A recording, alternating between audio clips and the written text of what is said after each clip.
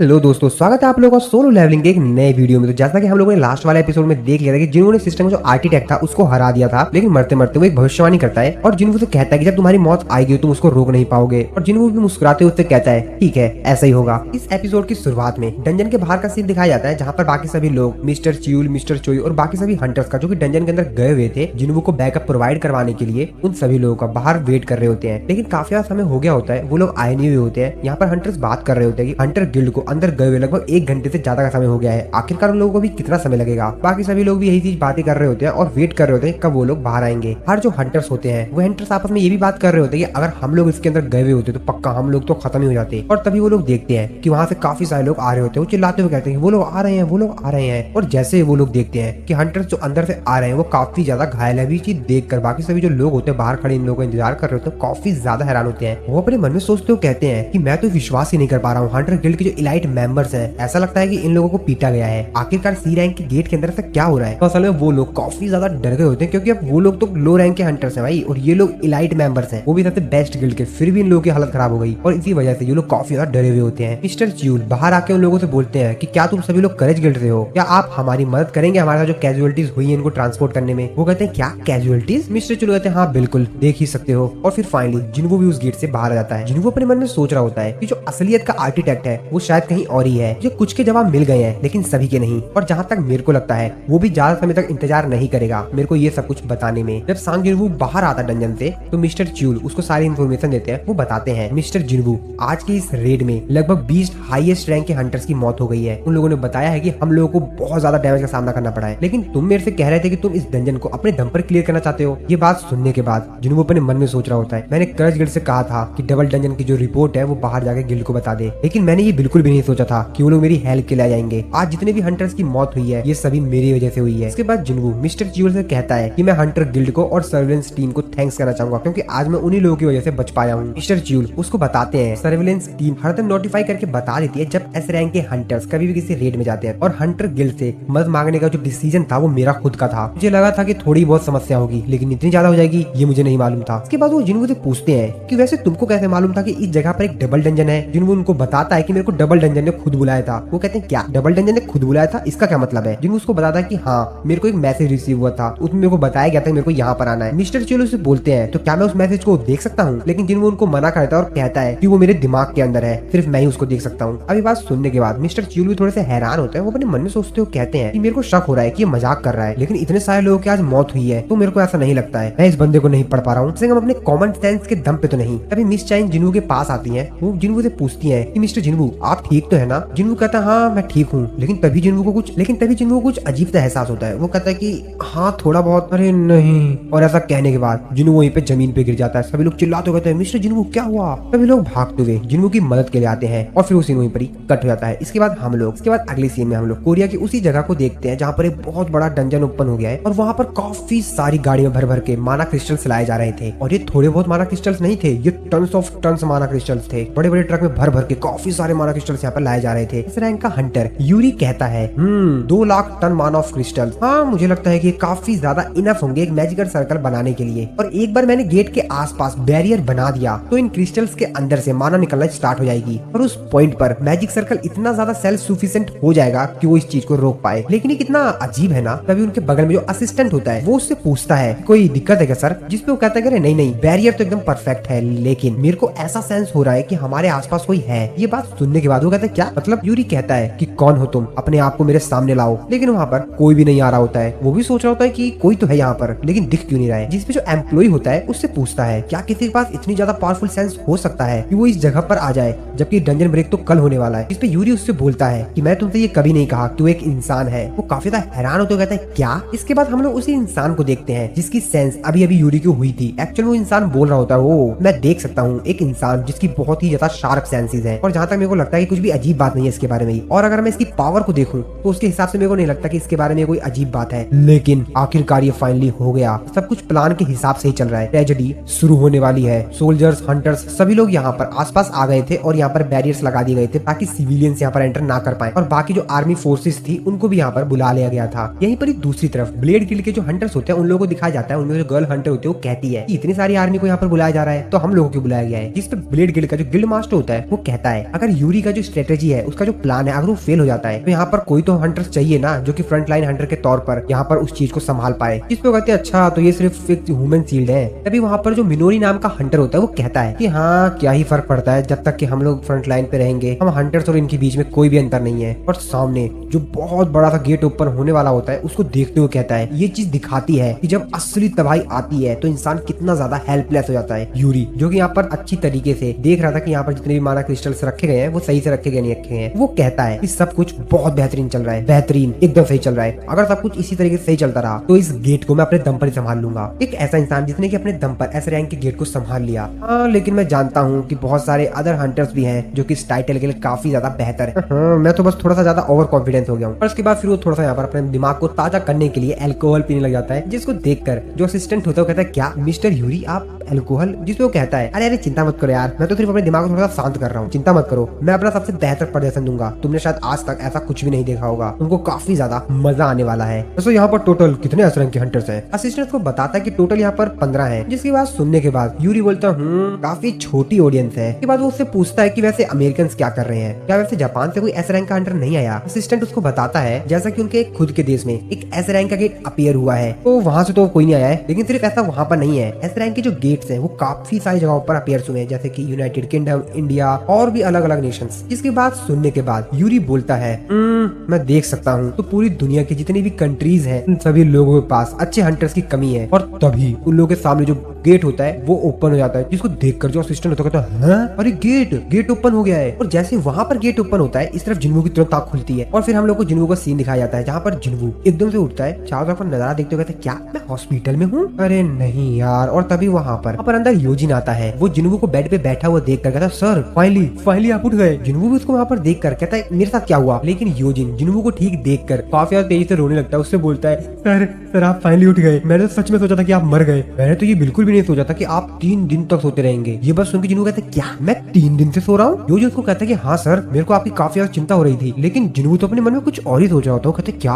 3 दिन तक? क्या सच में मेरे अंदर जो फटीग था वो इतना ज्यादा बन गया था? वैसे मेरे को लगता है कि मेरे को थोड़ा सा ब्रेक ले लेना चाहिए, लेकिन उससे भी जरूरी ये है कि उस आर्किटेक्चर ने एक्चुअली में जो मेरे को पूरा वॉर दिखाया था मेरे दिमाग से जा ही नहीं रहा है। लेकिन 1 मिनट, मैं 3 दिन से सो रहा हूँ, मैं 3 दिन से सो रहा हूँ, इसका मतलब? तभी वो योजिन को चिल्लाते हुए कहता है योजिन जल्दी मेरे को सब कुछ अपडेट दो। योजिन से कहता है कि हाँ अपडेट ठीक है, लेकिन किस चीज के ऊपर? जिन्वू उससे बोलता है कि जो जापान में एस रैंक का गेट ओपन हुआ है उस चीज के बारे में, क्या हुआ वहाँ पर? योजिन बोलता है अच्छा उस चीज की बात कर रहे हैं, हाँ वैसे। और फिर योजिन वो स्टोरी सुना लगाता है। इसके बाद फिर से हम लोग जापान में उस दिन का सीन देखते हैं कि एक्चुअली उस दिन क्या हुआ था। तो ये सीन वहीं से स्टार्ट होता है और जैसे ही गेट ओपन होता है उसमें से काफी सारे बड़े बड़े बीस्ट आने लग जाते हैं। अब इस चीज को देखकर यहाँ पर जो हंटर्स आर्मी के लोग बाकी सब जो लोग होते हैं काफी ज्यादा हैरान होते हैं, क्योंकि ये बहुत ज्यादा बड़े बीस्ट थे। अब इन लोगों को देखकर वो लोग कहते हैं क्या जाइंट्स? ये तो जाइंट्स हैं। लेकिन ये लोग तो ज्यादा समय एक बॉस के तौर पर जो हाईएस्ट लेवल के ए रैंक के गेट्स होते हैं वहीं पर अपीयर्स होते हैं। बाकी सभी लोग तो इन लोगों को देखकर डर रहे होते हैं, लेकिन यहाँ पर जो यूरी होता है वो तो बिल्कुल भी डर रहा होता है। वो कहता ये सब तो मेरे लिए काफी ज्यादा आसान है, और अपनी पावर को दिखाते हुए कहता है क्या मेरे पास आओ। और यहाँ पर आसपास जितने भी क्रिस्टल्स होते हैं उनमें से माना निकलना स्टार्ट हो जाती है, लेकिन उन बीस्ट को तो घंटा भी फर्क नहीं पड़ता है। और इसके बाद वो बीस्ट यहाँ पर जो उसने शील्ड बनाई हुई थी उसको ब्रेक करने लगता है अपने वीपन की हेल्प से। अब इस चीज को देखकर यूरी कहता है वैसे बीस्ट को ज्यादातर ए रैंक के गेट्स में ही देखा जाता है, किसने सोचा था कि तुम यहाँ पर मिलोगे? लेकिन तेरे को क्या लगता है कि तू मेरा बैरियर ऐसे ही तोड़ देगा? और शायद यहाँ पर जो बीस्ट होता है उसकी इस बात को भाई सीरियस ले लेता है, और वो भाई सच में उसने जहाँ पर बैरियर बनाया हुआ होता है उसको ब्रेक कर देता है। यूरी की पूरी फट जाती है, उसका तो पूरा रूह कांप जाता है भाई, उसकी तो पूरे पसीने छूने लग जाते हैं शरीर से। वो कहता है वो बीस्ट उसके जो पूरा का पूरा उसने यहाँ पर बैरियर बनाया हुआ होता है उसको डिस्ट्रॉय कर देता है, और अपनी आंखों के सामने अपने बैरियर को टूटता हुआ देखकर यूरी की तो आंखें फटी की फटी रह जाती हैं। और वो सीन वहीं पर ही कट हो जाता है। इसके बाद प्रेजेंट में हम लोग सांजिन को हॉस्पिटल में देखते हैं, जिसको कि असल में सारी कहानी योजिन बता रहा था। योजिन बताता है कि सर वो रेड फेल साबित हुई। ये बात सुन के जिन्वू भी थोड़ा सा परेशान होता है। इसके बाद दूसरी तरफ हम लोग योजिन कंस्ट्रक्शन के चेयरमैन यो म्यूंग को देखते हैं, जो कि एक्चुअल में योजिन के फादर होते हैं, जो कि अपने ऑफिस की टेबल पर ही सो गए होते हैं। तभी उनकी आंख खुलती है, वो अपना सर पकड़ते हुए कहते हैं कि और तभी उनका जो सेक्रेटरी होता है वो वहाँ पर आता है। उसको देखकर चेयरमैन उससे बोलते हैं कि आखिरकार मैं कब से सो रहा था। सेक्रेटरी उनको बताता है कि सर आप लगभग 23 घंटे 46 मिनट से सो रहे हैं, और जैसा कि आपने मेरे को ऑर्डर दिया था कि अगर आप 24 घंटे के अंदर नहीं उठते हैं तो मैं आपको हॉस्पिटल ले जाऊं, तो मैं बस कार को रेडी ही करवा रहा था। वैसे सर यहाँ पर 2 रिसेंटली न्यूज है जो कि आपको जरूर पता होनी चाहिए। वो उनको एक फाइल देते हुए कहता है कि पहला तो ये कि एक पेशेंट है जो कि असल में एटर्नल स्लम्बर से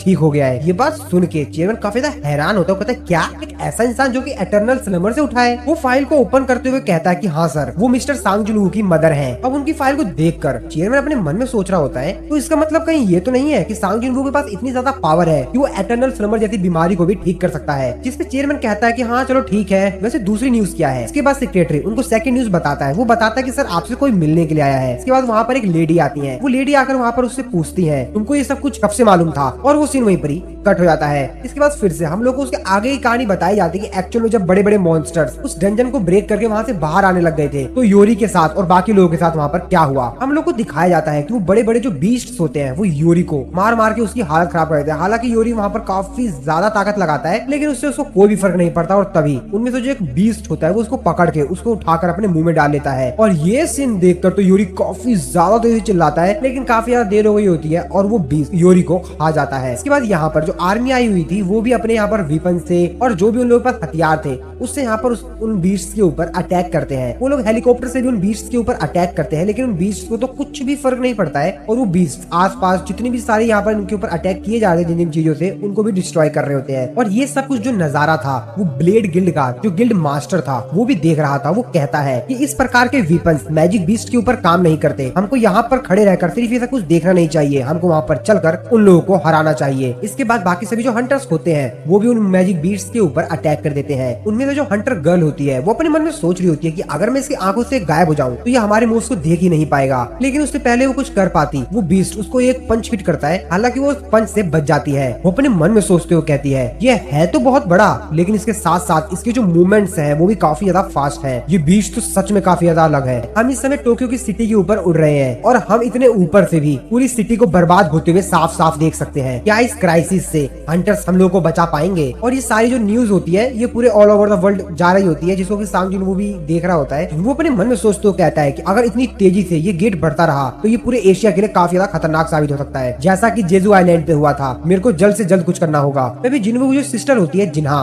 वो जिनवू से बोलती है कि तुम मत जाओ जिनवू, तुम मत जाओ। ये बात सुनकर जिनवू पीछे देखता है। जिनवू अपनी सिस्टर से बोलता है अब इसका क्या मतलब समझूं मैं? उसकी सिस्टर उससे बोलती है कि मैं जानती हूँ कि तुम वहाँ पर जरूर जाओगे और इसलिए मैं तुमको वहाँ पे जाने के लिए मना कर रही हूँ। ये बात सुनकर जिनवू थोड़ा सा सोचता है। जिनवू अपनी सिस्टर से बोलता है कि अरे नहीं मैं नहीं जाऊंगा, मैंने अपने ऊपर काफी ज्यादा लोड ले लिया है, मैं बहुत ज्यादा काम कर चुका हूँ, तो इसलिए मैंने सोचा कि मैं एक बहुत लंबा ब्रेक लूंगा, तुम चिंता मत करो। इसके बाद अगले सीन में हम लोग जिनवू को देखते हैं जो कि पार्क में बैठा हुआ होता है। तभी वहाँ पर बेरू अपेयर होता है। जिनवू बेरू से बोलता है कि बेरू उससे बोलता है कि हाँ बोलिए मेरे किंग। जिनवू उससे बोलता है कि मैंने तुमसे कहा था कि तुम हरदम जिन्हा को देखते रहना, क्या तुम फिर से ड्रामा तो नहीं देखने लग गए ना? ये बात सुन के बेरू थोड़ा सा नाराज होता है। वो समझ जाता है कि किस चीज की बात कर रहे हैं। इस पे जिनवू उससे कहता है कि चलो ठीक है, अच्छा ये बताओ वैसे वो कैसी है? बेरू उसको बताता है वो सोने के अलावा कुछ और काम नहीं करती मेरे किंग। जिनवू ये बात सुन के अपने मन में सोच रहा होता है कि लगता है वो उस सदमे से अभी तक बाहर नहीं आई है। 4 साल पहले मेरे पहले रेड को छोड़कर उसने मुझे कभी भी रेड पर जाने से रोकने की कोशिश नहीं की।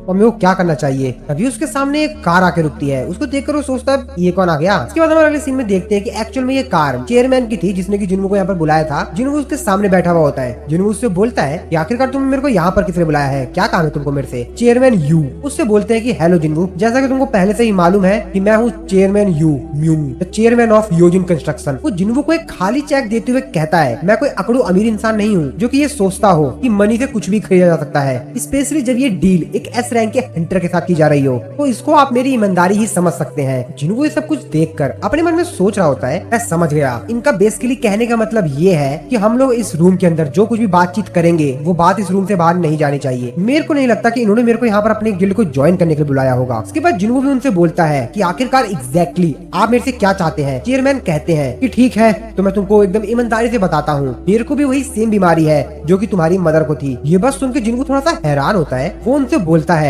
कि क्या योजिन इस चीज के बारे में जानता है? जिसपे वो कहते हैं मेरे डॉक्टर, मेरी वाइफ और मेरे सेक्रेटरी, यही 3 लोग हैं और इनके अलावा ये चीज किसी को नहीं पता है। ये बात सुनकर जिनको कहता है हाँ मेरे को लगता है कि मैं चौथा हूँ। ये बात सुन के वो भी थोड़ा सा मुस्कुराते हैं। वो कहते हैं हाँ बिल्कुल। इसके बाद तो जिनको को आगे बताते हैं। वो कहते हैं कि मैंने काफी सारा रिसर्च किया और फाइनली मेरे को सिर्फ एक चीज मालूम चली, और वो सिर्फ ये, इस बीमारी से सिर्फ एक लौता इंसान है जो कि बचा है। और मैं ऐसा बिल्कुल भी नहीं सोच रहा हूँ कि ये सिर्फ एक कोइंसिडेंट है जो कि सिर्फ तुम्हारी मदर के साथ हुआ है। मिस्टर सांग जिनवू, मैं असल में सिर्फ तुमसे ये जानना चाहता हूँ कि सच क्या है, और अगर तुम मेरी मदद कर देते हो मैं कसम खाता हूँ कि मैं आपकी ये मेहरबानी कभी नहीं भूलूंगा। आपने जो मेरी मदद की है ये मैं कभी जिंदगी में नहीं भूलूंगा। उनकी बात सुनने के बाद जिनको अपने मन में सोच रहा होता है मेरे को आज ऐसा फील हो रहा है कि मेरे को सारे डिसीजन लेने के लिए मजबूर किया जा रहा है। और ये सीन यहीं पर कट हो जाता है। इसके बाद हम लोग थोड़ा सा फ्लैशबैक देखते हैं जापान में, उसी जगह पर जहाँ पर मॉन्स्टर्स ने जापान के उस सिटी के ऊपर अटैक कर दिया है। रिपोर्टर्स जो कि हेलीकॉप्टर पे बैठकर पूरी सिटी का नजारा रिकॉर्ड कर रहे होते हैं और लाइव टेलीकास्ट सभी लोगों को दिखा रहे होते हैं। कैमरामैन ये सब कुछ रिकॉर्ड कर रहा होता है। वो बोलता है कि ये तो बहुत ही ज्यादा खतरनाक है।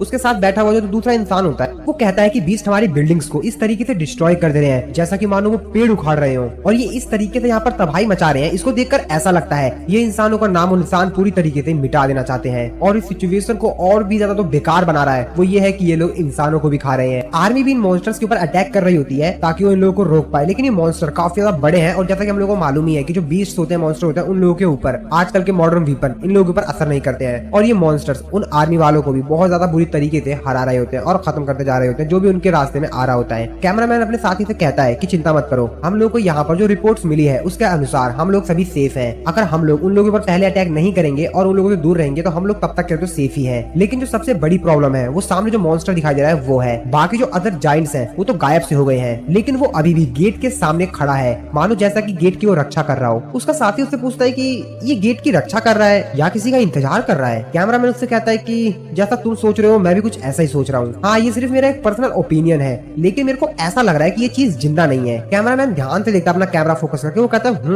वैसे ये सांस तो ले रहा है और ये थोड़ा बहुत हिल भी रहा है, लेकिन मेरे को ऐसा लग रहा है कि इसकी जो मूवमेंट्स है वो रोबोटिक है, मानो जैसा कि इसको प्रोग्राम किया गया हो। ये मेरे को रोबोट की तरह लग रहा है। उसका साथी कहता है रोबोट? वैसे भी उस गेट के अंदर से 30 बीस्ट आए थे, हम उनमें से सिर्फ 2 को ही मार पाए। वैसे ये डंजन ब्रेक हुए कितने दिन हो गए हैं? कैमरामैन उसको बताता है कि 2 दिन से ज्यादा हो चुका है। अब ये देखना होगा कि जापान के अंदर ये सिचुएशन कितना ज्यादा बुरा होता है। और इन मॉन्स्टर्स ने पूरे जापान की उस सिटी को बहुत ही ज्यादा बुरी तरीके से डिस्ट्रॉय कर दिया था, वहाँ पर काफी ज्यादा डैमेज दे दिया था। जिसके बाद हम लोग कोरिया के अंदर जिनवू के नए गिल्ड को देखते हैं, जहाँ पर योजिन और जिनवू बात कर रहे थे। योजिन जिनवू की एक बात सुनकर काफी ज्यादा हैरान होता है। वो कहता है क्या आप जापान जा रहे हैं? आपने क्या न्यूज नहीं सुनी? जेजू आइलैंड जो रेड थी उससे इसका कोई कंपैरिजन ही नहीं है, वो इससे भी ज्यादा खतरनाक है। और इतने बड़े बड़े मैजिक बीस्ट सर मैंने अपनी पूरी जिंदगी में नहीं देखा। जिनवू उससे कहता है अगर मैं इस रेड को सक्सेसफुली कंप्लीट कर लेता हूँ तो पूरी दुनिया के लोग हमारे गिल्ड का नाम जानेंगे, इससे हमारे गिल्ड का ही नाम बढ़ेगा। उसकी बात सुनने के बाद यूजिन कहता है कि हाँ लेकिन सर, जिनवू जो कि अपने मन में कुछ और ही सोच रहा होता है। जिनवू अपने मन में सोच रहा होता है अक्सर जिन्हा मेरे को मना नहीं करती है, उसको मेरे ऊपर विश्वास है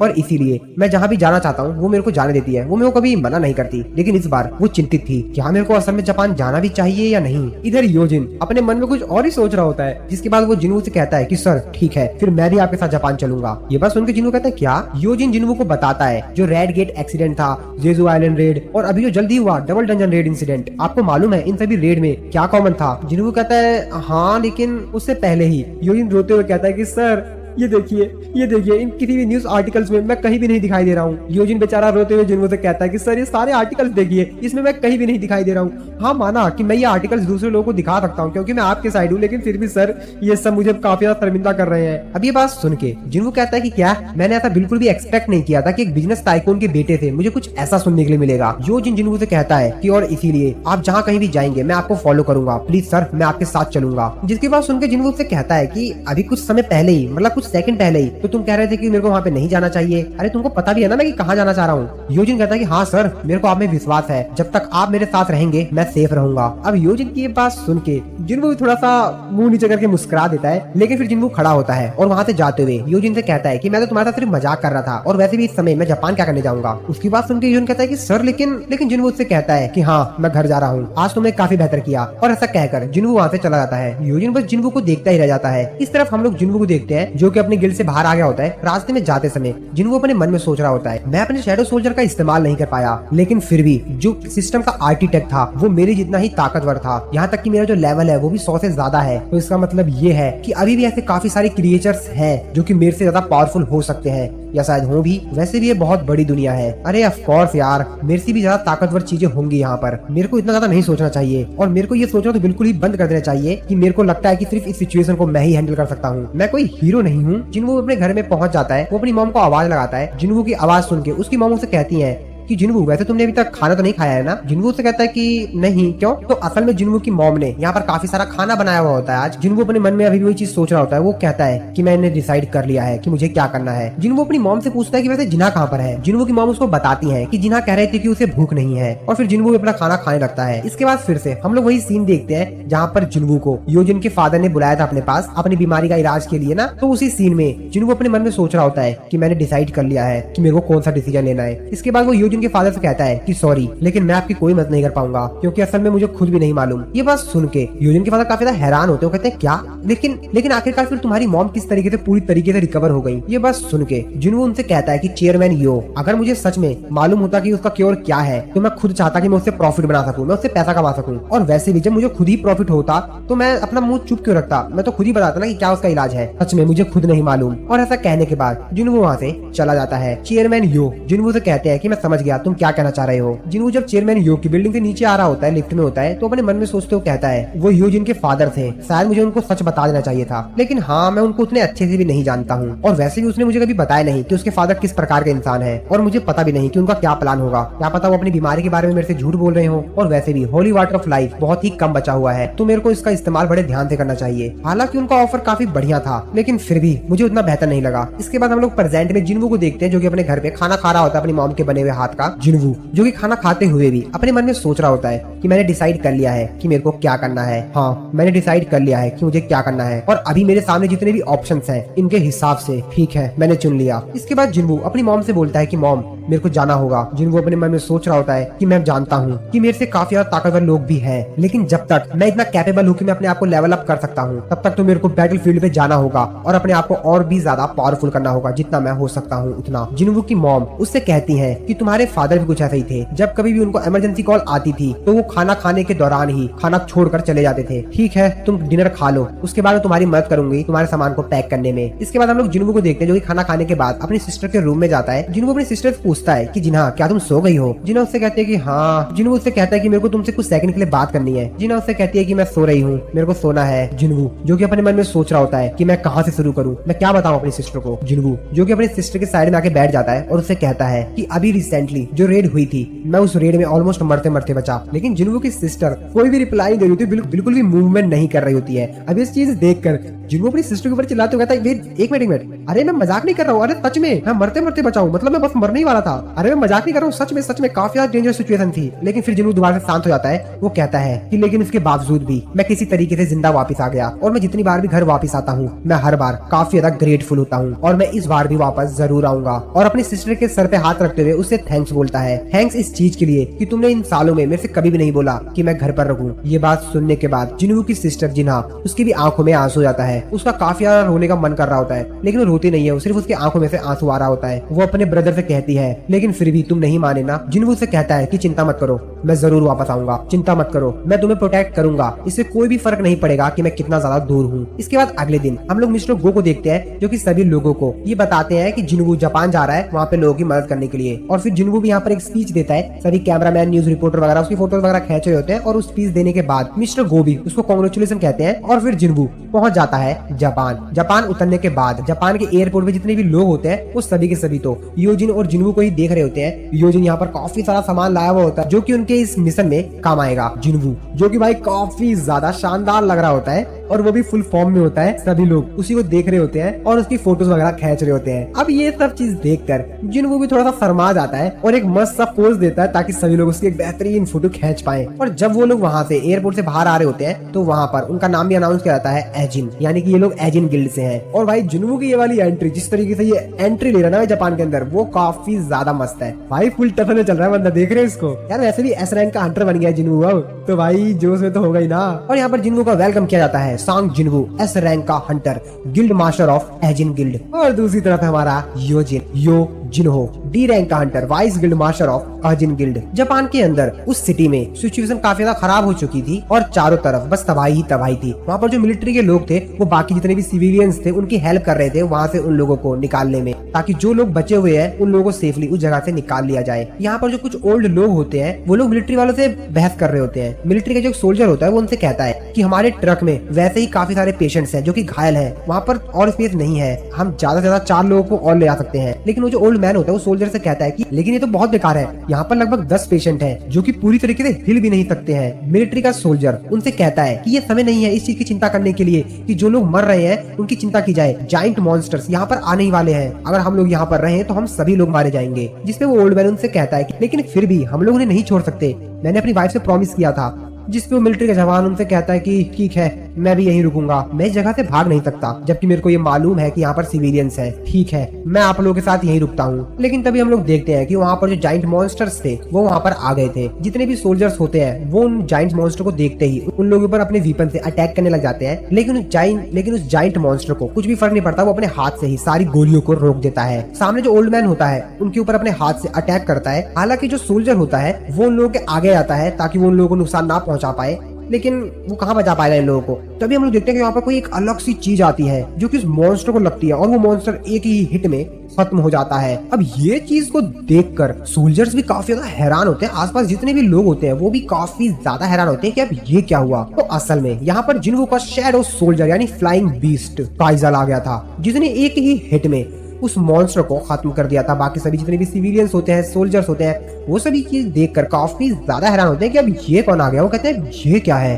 और तभी जिन्वो उनके पीछे से आता है। वो सोल्जर से कहता है कि ये काफी ज्यादा खतरनाक है, हम लोग को दूसरी जगह पे चलना चाहिए, हम लोग हॉस्पिटल से काफी ज्यादा क्लोज हैं। तभी वहाँ पर जो बिल्डिंग होती है उसपे से काफी बड़ा पत्थर वो जो ओल्ड मैन होता है उसके ऊपर गिरने ही वाला होता है। लेकिन तभी यूजिन आकर उन लोगों को बचा लेता है और जिन्वो से कहता है कि मैं यहीं पर रहकर इन लोगों की मदद करता हूँ, इन लोगों को यहाँ से निकालने में। जिन्वो भी कहता है ठीक है। और भाई ये वाला जो सेकंड पोज है जिन्वो का, ये भी काफी ज्यादा बेहतरीन है भाई, फुल फॉर्म में आ गया जिन्वो अब। और इस बार तो जिन्वो अपने स्टाइल के ऊपर पूरा भाई फोकस कर रहा है। और फिर इसके बाद शुरू होती है तबाही। जी हाँ दोस्तों, काइजल जो कि भाई फुल फॉर्म में है और जितने भी मॉन्स्टर्स होते हैं ना आसपास उन लोगों की काफी बेहतरीन काफी अच्छी वाली धुलाई कर रहा होता है, पीट रहा होता है मस्त एकदम। और फिर जिन्वो भी काफी ज्यादा तेजी से काइजल के ऊपर से जाता है और एक छलांग मारकर उसके सामने जो एक बड़ा सा मॉन्स्टर होता है उसको भी खत्म कर देता है। इस तरफ हम लोग यूएसए में एक बिल्डिंग को देखते हैं जहाँ पर काफी सारे एस रैंक के हंटर्स आपस में बात कर रहे होते हैं। वो बात करके ओ जिन्वो जापान चला गया और मेरे सोर्सेज के हिसाब से मिसिस सेलर को अपग्रेड नहीं कर पाई, एक लेवल भी नहीं। तभी दूसरा हंटर कहता ओ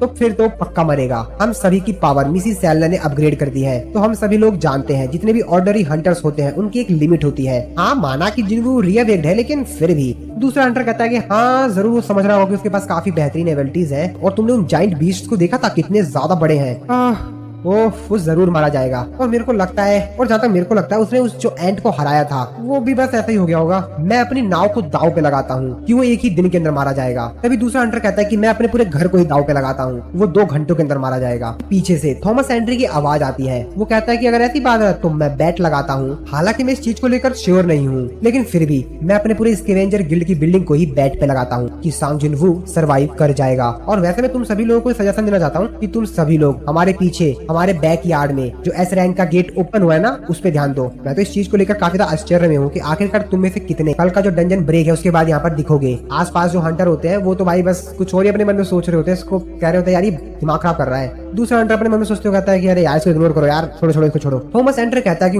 वैसे जापान इस समय काफी ज्यादा अच्छी जगह है। इसके बाद फिर से हम लोग जापान में उसी सिटी पे देखते हैं जहाँ पर हेलीकॉप्टर बैठा हुआ है, जो रिपोर्टर होता है वो सब कुछ रिकॉर्ड कर रहा होता है। वो ये चीज भी रिकॉर्ड कर रहा होता है इन मॉन्स्टर्स को कोई मार रहा है। कैमरामैन का साथी चिल्लाते हुए कहता है कि सभी लोग अपने घर से देख रहे हो ना, और जो इस समय मैं देख रहा हूँ इस चीज पे बिलीव कर पाना बहुत ही ज्यादा कठिन है। सांग जिन्वो का समन बीस्ट इन सभी जाइंट्स को खत्म कर रहा है, ये लोग तो इसको जिंदा ही खा जा रहे हैं। तो जिन्वो के यहाँ पर जो समन एंट मॉन्स्टर्स थे ना जो कि अब उसकी शैडो सोल्जर में कन्वर्ट हो चुके थे, वो सभी के सभी उन मॉन्स्टर्स के ऊपर चढ़कर उसको जिंदा ही खा जा रहे थे। वो रिपोर्टर चिल्लाते हुए कहता है आई रिपीट, इतने बड़े जाइंट मॉन्स्टर्स को ये इंसेक्ट जिंदा ही खा जा रहे हैं। तभी इन तबाही के बीच हम एक जगह पर एक छोटी सी बच्ची को देखते हैं जिसके ऊपर एक बहुत बड़ा मॉन्स्टर ने अटैक कर दिया होता है, उसको पकड़ने जा रहा होता है अपने हाथ से। वो बच्ची रोते हुए चिल्लाते हुए भाग रही होती है अपनी जान बचाकर, और तभी वो देखती है कि मॉन्स्टर का हाथ उसके काफी ज्यादा करीब आ चुका है। लेकिन तभी यहाँ पर जिन्वो को एक शैडो सोल्जर की हमको यहाँ पे परछाई दिखाई देती है और उस मॉन्स्टर का हाथ ही कट जाता है। इस चीज को देखकर तो मॉन्स्टर काफी ज्यादा हैरान होता है और वो काफी ज्यादा तेजी से चिल्लाता है। तो एक्चुअल में यहाँ पर जिन्वो का सबसे बेहतरीन शैडो सोल्जर बेरू आ गया था, जिसने अपनी स्वॉर्ड की मदद से उस मॉन्स्टर का हाथ ही काट दिया था।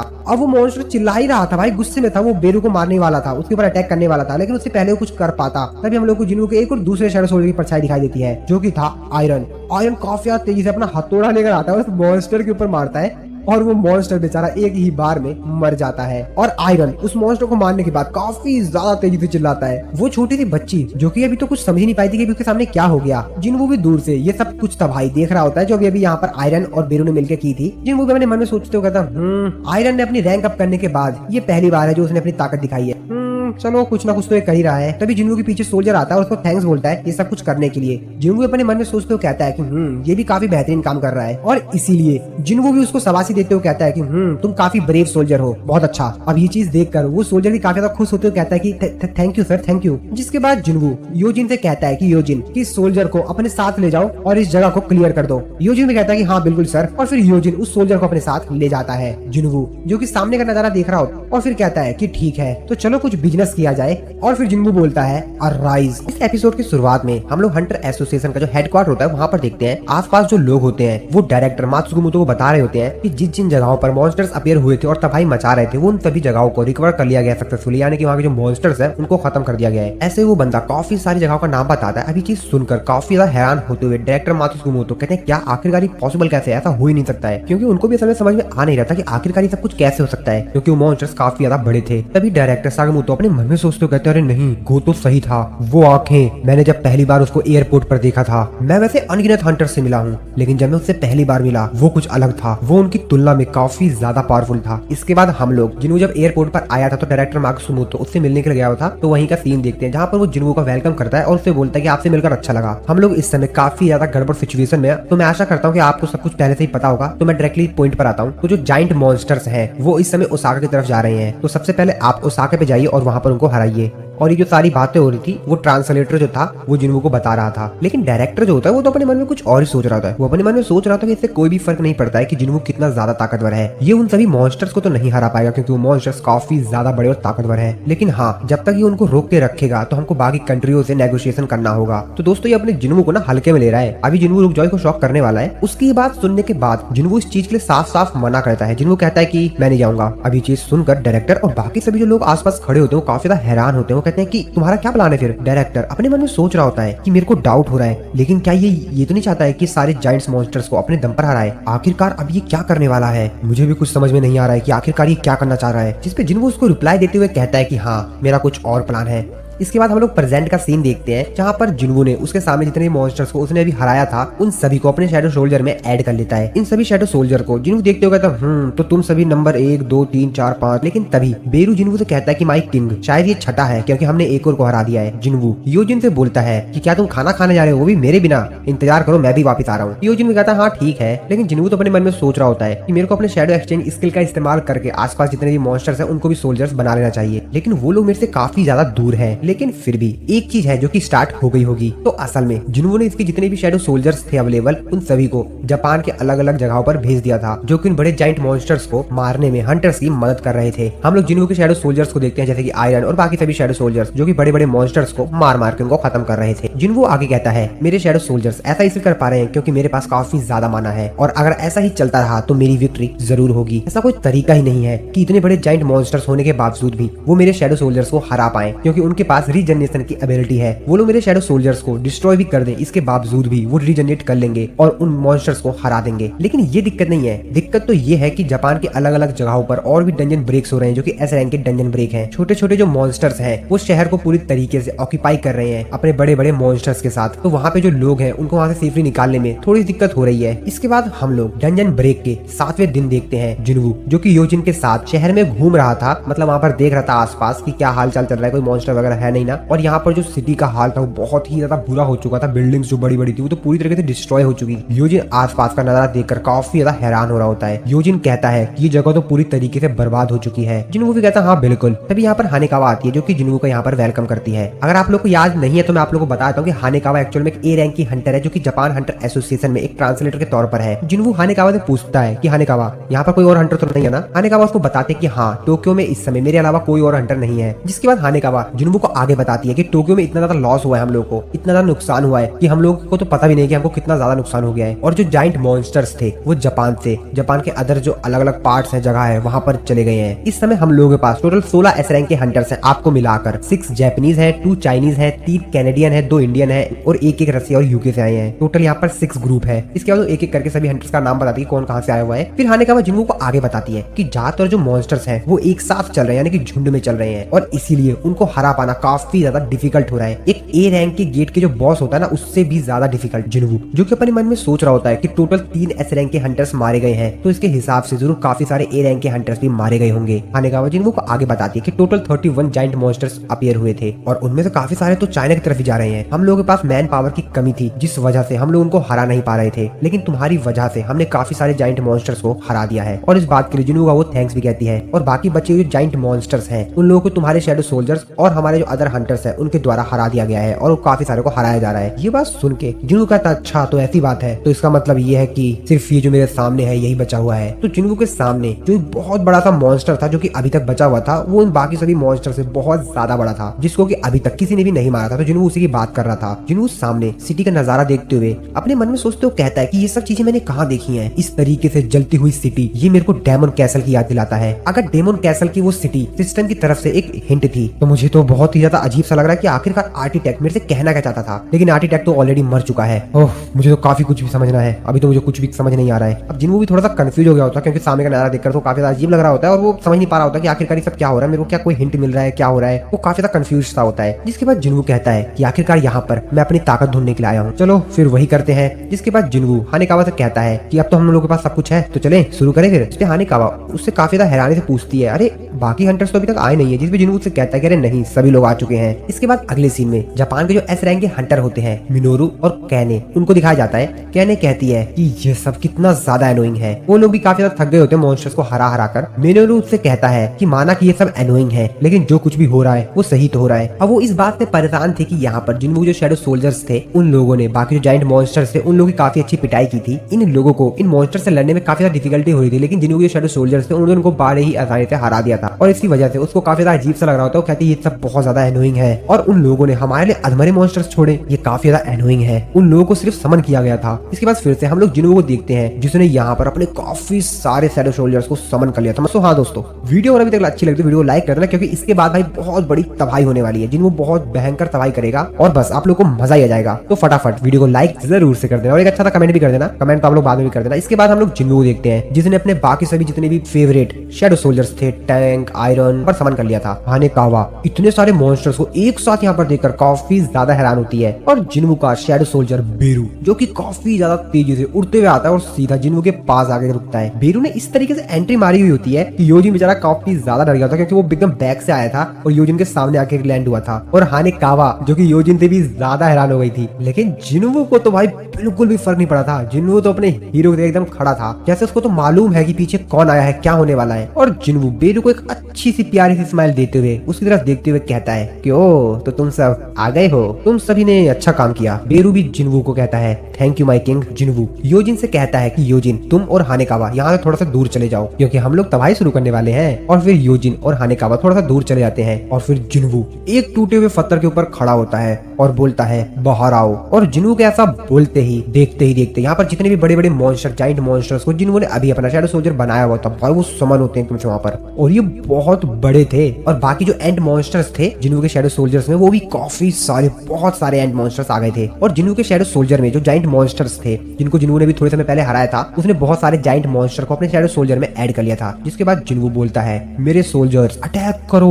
और फिर इसी सीन के साथ हमारा ये वाला जो एपिसोड है, आज चिंता मत करो अभी तक एपिसोड खत्म नहीं हुआ है, आगे कंटिन्यू करते हैं। तो जिन्वू के अटैक बोलते ही जितने भी जिन्वू के शैडो सोल्जर होते हैं वो सामने खड़ा जो उनके बड़ा सा जाइंट मॉन्स्टर होता है उसके ऊपर अटैक कर देते हैं। और मॉन्स्टर भी तैयार होता है इनसे फाइट करने के लिए। मानो जैसा उसको तो कोई फर्क ही नहीं पड़ रहा है कि उनके सामने क्या चीज आ रही है, वो तो एकदम फुल जोश में खड़ा होता है कि इन सबको देख लूंगा। और जिन्हों के सभी शैडो सोल्जर्स एक साथ काफी ज्यादा स्पीड में उसकी तरफ बढ़ रहे होते हैं उसको खत्म करने के लिए, और जिन्हों दूर खड़ा ये सब कुछ देख रहा होता है। और तभी जिन्हों की आंख खुले की खुले रह जाती है क्योंकि वो कुछ और ही अलग चीज देखते हैं। एक्चुअल में यहाँ पर जो बड़ा सा मॉन्स्टर था उसने जिन्हों के शैडो सोल्जर्स के ऊपर अटैक किया था, और इस अटैक से जिन्हों के शैडो सोल्जर्स काफी ज्यादा दूर दूर जाके गिर गए थे। और जिन्हों इस चीज को देखकर काफी ज्यादा हैरान था। जिन्हों अपने मन में सोचते हो कहता है कि क्या पावर है यार, इसने सिर्फ अपने आप को एक बार घुमाया है और इसने मेरे सैकड़ों शैडो सोल्जर्स को हरा दिया। इसका साइज तो बहुत ज्यादा बड़ा है, इसके अंदर से जो माना इमिट हो रही है ये काफी है कि ये मेरे को यहाँ से दूर भगा दे। इसने तो मुझे डरा सा दिया है। आखिरकार ऐसी चीज एग्जिस्ट कैसे कर सकती है? और इससे पूरी तरीके से छुटकारा पाने का सिर्फ दो ही तरीका है, या तो हम इस चीज से दूर भाग जाएं और इस चीज के बारे में हमेशा के लिए भूल जाएं, और या तो इस चीज को पूरी तरीके से खत्म कर दें। जिन्हों के शैडो सोल्जर्स इसके ऊपर अटैक तो कर रहे थे मॉन्स्टर के ऊपर, लेकिन उस मॉन्स्टर को तो इनसे घंटा भी फर्क नहीं पड़ा था भाई। वो सिर्फ एक अटैक कर रहा था अपने स्वॉर्ड से और जिन्हों के शैडो सोल्जर्स बीच में से कट कर मर जा रहे थे। हालांकि जिन्हों के शैडो सोल्जर्स मरते नहीं है, वो अपने आप को रीजनरेट कर ले रहे थे, लेकिन फिर भी जिन्हों के शैडो सोल्जर्स के ऊपर अटैक कर पाना ही बहुत मुश्किल है। और ये वाला मॉन्स्टर तो उसके शैडो सोल्जर को काट ही दे रहा था, मतलब डिस्ट्रॉय कर दे रहा था। जिन्हों के शैडो सोल्जर्स में जो मॉन्स्टर थे ना छोटे छोटे काफी सारे, वो उसके पैर का सहारा लेकर उसके शरीर के ऊपर चढ़ रहे होते हैं, लेकिन वो मॉन्स्टर तभी एक पैर घुमाता काफी तेजी से, और जिन्हों के जितने भी यहाँ पर एंड मॉन्स्टर होते हैं काफी दूर जाके गिरते हैं। जिन्हों के बाकी जो शैडो सोल्जर्स थे ग्रीस और बेरो को छोड़कर वो उस मॉन्स्टर के ऊपर अटैक कर रहे थे, लेकिन उस मॉन्स्टर को इनके इस अटैक से कुछ भी फर्क नहीं पड़ा था, बल्कि उल्टा वो मॉन्स्टर ही इनके ऊपर अपने स्वॉर्ड से अटैक कर इनको बीच में से काट दे रहा था। ये सब कुछ नजारा देखकर बीरू भी काफी ज्यादा हैरान होता है, गुस्से में काफी ज्यादा तेजी से चिल्लाता है और उस मॉन्स्टर ऊपर अटैक करने के लिए जाता है, लेकिन जिन्वू उसको रोक देता है। जिन्वू उससे कहता है कि रुको अभी नहीं। जिन्वू उस मॉन्स्टर की तरफ देख रहा होता है, वो अपने मन में सोच रहा होता है कि ये तो मेरे एक्सपेक्टेशन से भी बहुत ज्यादा ताकतवर है, मेरे पास इतनी ज्यादा माना नहीं है, लेकिन फिर भी मैं इसके ऊपर और भी ज्यादा अटैक करूंगा ताकि मैं इसकी वीकनेस को पता लगा पाऊं। जिन्वू की जो माना लेवल थी वो भी बहुत ज्यादा तेजी से घट रही थी, क्योंकि जिन्वू के जो शैडो सोल्जर्स थे जब वो मॉन्स्टर के ऊपर अटैक कर रहा था तो वो डिस्ट्रॉय हो जा रहे थे और अपने आप को रीजनरेट कर रहे थे। जिन्वू की इस तरीके से काफी ज्यादा माना खत्म हो रही थी, बहुत ज्यादा तेजी से जो जिन्वू की माना थी वो खत्म होती जा रही थी, लेकिन फिर भी जिन्वू मानता नहीं और अपने शैडो सोल्जर्स थे उसके ऊपर लगातार अटैक करवा रहा होता है। जिन्वू के जो बाकी शैडो सोल्जर्स थे अच्छे वाले, वो भी उसके ऊपर अटैक कर रहे थे और वो मॉन्स्टर उनको भी मार रहा था। जिन्वू की जो माना लेवल थी वो 90,000 के आसपास आ गई थी। जिन्हों अपने मन में सोचते हो कहता है कि इसकी जो माना है वो इसको आर्मर की तरह प्रोटेक्ट कर रही है, इसीलिए ये अपने आप को बिल्कुल भी प्रोटेक्ट नहीं करना चाह रहा है, डिफेंड ही नहीं कर रहा है बिल्कुल। ये बहुत ज्यादा कॉन्फिडेंट है, लेकिन फिर भी एक अटैक था जो उसको लगा था, जिसके बाद जिन्वू काइजल को समन करता है और काइजल जिन्वू के पीछे जाता है और जिन्वू का शैडो सोल्जर इग्रीस काइजल के ऊपर बैठकर उस मॉन्स्टर की तरफ उसके ऊपर अटैक करने के लिए काफी ज्यादा तेजी से उस मॉन्स्टर की तरफ ही बढ़ रहा था। इसके बाद इग्रीस काइजल के ऊपर से उतरकर उस मॉन्स्टर के ऊपर चढ़ रहा था और काफी ज्यादा तेजी से उसके ऊपर अटैक कर रहा होता है। अब इस अटैक से वो जो मॉन्स्टर होता है वो भी घायल हो रहा होता है और फिर जिन्वू भी काफी ज्यादा तेजी से उस जगह पर पहुंच जाता है। जिन्वू एक स्माइल देता है और अपने मन में कहता है जैसा कि मैंने सोचा था, और बेरू भी यहाँ पर आ जाता है और वो भी उस मॉन्स्टर के ऊपर अटैक करता है और जिन्वू फिर इस्तेमाल करता है रूलर्स अथॉरिटी। और फिर जिन्वू के बाकी सभी जो शैडो सोल्जर्स थे और जिन्वू खुद इस मॉन्स्टर के ऊपर अटैक कर रहे होते हैं। दूर खड़े यूजिन और हानेकावा ये सब कुछ देख रहे होते हैं। हानेकावा कहती है कि इसको देखने से ये एक इंसान और मॉन्स्टर के बीच की बैटल तो लग ही नहीं रही है, ऐसा लग रहा है कि ये लड़ाई दो मॉन्स्टर के बीच हो रही है। यूजिन भी कहता है कि और इस तरफ उस मॉन्स्टर की हालत काफी ज्यादा खराब हो गई होती है, क्योंकि भाई ये तीनों के तीनों उसके ऊपर अटैक कर रहे हैं। बेचारे की तो हालत पूरी खराब हो गई होती है, वो बेचारा दर्द के मारे चिल्ला रहा होता है। लेकिन जिन्वू कहाँ मानने वाला था, वो इस मॉन्स्टर के ऊपर बहुत अटैक करता है, जिसके बाद जिन्वू अपने म्यूटिलेट का इस्तेमाल करता है उस मॉन्स्टर के ऊपर काफी तेजी से काफी सारे अटैक करता है और उसकी एक आंख को ही फोड़ देता है और फिर चिल्लाते हुए कहता है बेरू, और फिर बेरू काफी तेजी से उस मॉन्स्टर की आंख में ही घुस जाता है और अपनी स्किल म्यूटिलेट का इस्तेमाल करता है और उसकी आंख में घुसने के बाद भाई पूरी तरीके से उसके शरीर के अंदर का सारा हिस्सा डिस्ट्रॉय कर देता है और फाइनली वो मॉन्स्टर मारा जाता है। जिन्होंने सिस्टम उसको नोटिफाई करके बताता है कि आपने अपने दुश्मन को हरा दिया है और आपका लेवल अप हुआ है, और जिन्हों काफी तेजी से लेवल अप होता है। उस मॉन्स्टर को हराने के बाद जिन्हों फिर से वापस इसी जगह पर आ जाता है, यानी जहाँ पर जो पूरा शहर बर्बाद हो गया था ना, वही बिल्डिंग के ऊपर खड़ा होता है, सामने आसमान की तरफ देखते हुए अपने मन में सोचते हुए कहता है कि तुमने दुश्मन को हरा दिया। नीचे खड़ा यूजिन भी सब कुछ देख रहा होता है और वो भी जगह पर पहुंच गया होता है जिन्हों के पास, और फिर जिन्हों भी बिल्डिंग से नीचे जाता है। यूजिन कहता है कि जैसा कि मैंने आपसे एक्सपेक्ट किया था आपने वैसा ही किया, आपने उस जाइंट बॉस को हरा दिया। जिन्हों अपने मन में सोचते हुए कहता है कि लेकिन जो मैसेज आता है कि आपने डंजन के ऑनर को मार दिया है, वो मैसेज क्यों नहीं आया? तो इसका मतलब ये है कि रेड अभी तक खत्म नहीं हुई है और जो ब्लैक स्मोक होती है वो भी बाहर नहीं आई है। इसका मतलब ये है कि मैं उसकी शैडो एक्सट्रैक्शन नहीं कर सकता हूँ। लेकिन फिर भी जिन्हों ट्राई करता है, लेकिन उसका सिस्टम उसको मना करता है और कहता है कि शैडो एक्सट्रैक्शन इस टारगेट के ऊपर इस्तेमाल नहीं किया जा सकता है। जिन्हों कहता है जैसा कि मेरे को लगा ही था। तभी जिन्हों को ऐसा लगता है कि आसपास कुछ हलचल हो रही है और तभी वहां पर बेरू आता है उसी मॉन्स्टर के अंदर से निकलकर, क्योंकि बेरू जब उसके ऊपर अटैक किया था उसकी आंख में से वो उसके अंदर ही घुस गया था, तो उसके मुंह से बाहर आता है। बेरू कहता है कि माई किंग मैं हूँ। जिन्वू कहता है ओ अच्छा ये तुम हो क्या। जिन्वू अपने मन में सोच रहा होता है कि जो मैजिकल एनर्जी वो बहुत ही ज्यादा पावरफुल है, क्योंकि मुझे तो पता भी नहीं चला कि यहाँ पर बेरू था। इसने बेरू के प्रेजेंस को ही ब्लॉक कर दिया था। ये मर चुका है लेकिन फिर भी इसके बावजूद भी ये बहुत ज्यादा ताकतवर है। हालांकि ये मरा हुआ है लेकिन फिर भी ये बहुत ज्यादा ताकतवर है। एनर्जी है मैजिकल पावर उसके मरने के बाद भी बहुत है। तभी यहाँ पर एकदम से बहुत तेजी से लाइट चमकती है। जिन्वू देखकर काफी ज्यादा हैरान हो जाता है। जिन्वू अपने मन में सोचते हुए कहता है कि ये मैजिकल एनर्जी ये क्या है, क्या यूजिन सेफ है। तभी जिन्वू पीछे देखता है तो एक्चुअल में इग्रीस ने यूजिन को बचा लिया था। जिन्वू अपने मन में कहता है मेरे को राहत मिली। लेकिन एक मिनट, ये गेट इस जायंट की मैजिकल पावर को एब्सॉर्ब कर रहा है। अब इस चीज को देखकर जिन्वू को भी काफी ज्यादा कंफ्यूजन से होती है। उसको भी एक्चुअली कुछ समझ नहीं आ रहा होता है। जिन्वू अपने चेहरे पर देखता है तो उसके चेहरे पर एक कट लग गई होती है। जिन्वू अपने मन में सोच रहा होता है कि इसकी मैजिकल एनर्जी इतनी ज्यादा पावरफुल थी कि इसने मेरे को कट लगा दिया और ऐसा आज से पहले कभी नहीं हुआ। तभी जिन्वू योजिन से कहता है कि योजिन तुम यहीं पर इंतजार करो, मैं गेट के अंदर जा रहा हूँ और चेक करके आता हूँ कि आखिरकार अंदर क्या हो रहा है। योजिन भी कहता है हाँ ठीक है सर, थोड़ा सा केयरफुल रहिएगा। और फिर जिन्वू बेरू के साथ उस गेट के अंदर चला जाता है देखने के लिए कि आखिरकार क्या मामला चल रहा है। और जिन्वू इस गेट के अंदर एक काफी बेहतरीन स्टंट मारते हुए आता है, मतलब उड़ता हुआ आता है भाई, और सीधा लैंड करता है जमीन पर। तभी जिन्वू आसपास का नजारा देखता है, वो ये देखकर काफी ज्यादा हैरान होता है कि ये सब क्या सीन है यहाँ पर। वहाँ पर पूरा महल सा बना हुआ होता है, एकदम वीआईपी महल। जिन्वू सामने का नजारा देखते हुए कहता है कि ये तो बहुत बड़ा है। हाँ वैसे इसको इतना बड़ा होना भी चाहिए क्योंकि यहाँ से एक बहुत बड़ा जाइंट जो जाता है, यानी कि इसी जाइंट मॉन्स्टर की बात कर रहा था जिसको जिन्वू ने भी हराया था ना, वो बहुत ज्यादा बड़ा, तो उस जाइंट मॉन्स्टर का जो महल है वो भी तो बहुत बड़ा होगा। तभी बेरू जिन्वू से कहता है कि माई किंग आपने अभी कुछ सुना। जिन्वू कहता है कि अच्छा ये चीज तुमने भी सुनी क्या। हाँ मैंने भी सुना। ये कोई हंस रहा है क्या। जिन्वू भी काफी ज्यादा कंफ्यूज तो कहता है कि अब ये क्या सीन चल रहा है इस गेट के अंदर, ये तो काफी ज्यादा अजीब है। जिसपे जिन्वू बेरू से कहता है चलो चलते हैं देखते हैं क्या मामला है। इसके बाद जिन्वू उस जगह पे जाता है जहाँ से आवाज आ रही थी। हम लोग यहाँ पर एक मॉन्स्टर को देखते हैं जो कि काफी ज्यादा तेजी चिल्ला रहा होता है और कहता है कि तुम घिनौने रूलर्स, तुम गवाह हो जिसने कि मेरे को पहले ढूंढा है, तुम्हारा स्वागत है मोनार्क। जिन्वू की तरफ देख रहा होता है, वो अपने मन में सोच रहा था कि क्या ये बॉस है, तुम मेरे को इस चैन से आजाद करो। मैं जानता हूँ कि रूलर्स क्या प्लान कर रहे हैं, जो बाकी मोनार्क हैं उन लोगों को भी सब पता है, लेकिन तुम कौन हो, मैं तुम्हें तो नहीं जानता हूँ। जिन्वू उससे कहता है कि वो रूलर्स या जो कुछ भी जिनकी तुम बात कर रहे हो, क्या उन्होंने तुम्हारे साथ ऐसा किया है, तुमको जंजीर में बांध दिया है। जिसपे वो उसको बताता है वो मेरा इस्तेमाल करने की सोच रहे थे और जो असली युद्ध है वो तो अभी होने वाला है। जिन्वू अपने मन में सोच रहा होता है कि मैंने काफी बार मॉन्स्टर से कम्युनिकेट बातचीत करने की कोशिश की है अपने इंटेलिजेंट स्टेट्स का इस्तेमाल कर, लेकिन उनमें से कोई भी मेरे को ये एक्सप्लेन ही नहीं कर पाया कि आखिरकार उनका ओरिजिन क्या है। जिसके बाद जिन्वू उससे बोलता है कि आखिरकार वो लोग कौन है रूलर्स जिनकी तुम बात कर रहे हो। वो मॉन्स्टर उसको बताता है कि वो मोनार्च के एंशिएंट एनिमीज हैं। ये बात सुनकर जिन्वू अपने मन में सोच रहा होता है कि मोनार्च के एनिमीज, इसका मतलब तो ये हुआ कि वो मेरा भी एनिमी है। जिन्वू उससे कहता है कि अगर उन लोगों ने तुमको इस तरीके से चैन में बांधा है तो इसका मतलब जरूर ये होगा। इसलिए वो कहता है कि हाँ बिल्कुल मैं भी एक मोनार्च हूँ। वो आगे बताता है कि सभी मोनार्च और रूलर ज्यादातर वो उसी की साइड है और जैसा कि तुम इस समय यहाँ पर आ गए हो, तुम्हारे पास इतनी ताकत नहीं है कि तुम उनका सामना कर सको। तुमको सपोर्ट की जरूरत होगी, तुमको मेरी जरूरत होगी, हाँ तुमको मेरी हेल्प की जरूरत होगी। तुम मेरे को मेरी सील से रिलीज कर दो और मैं तुम्हारी मदद करूंगा।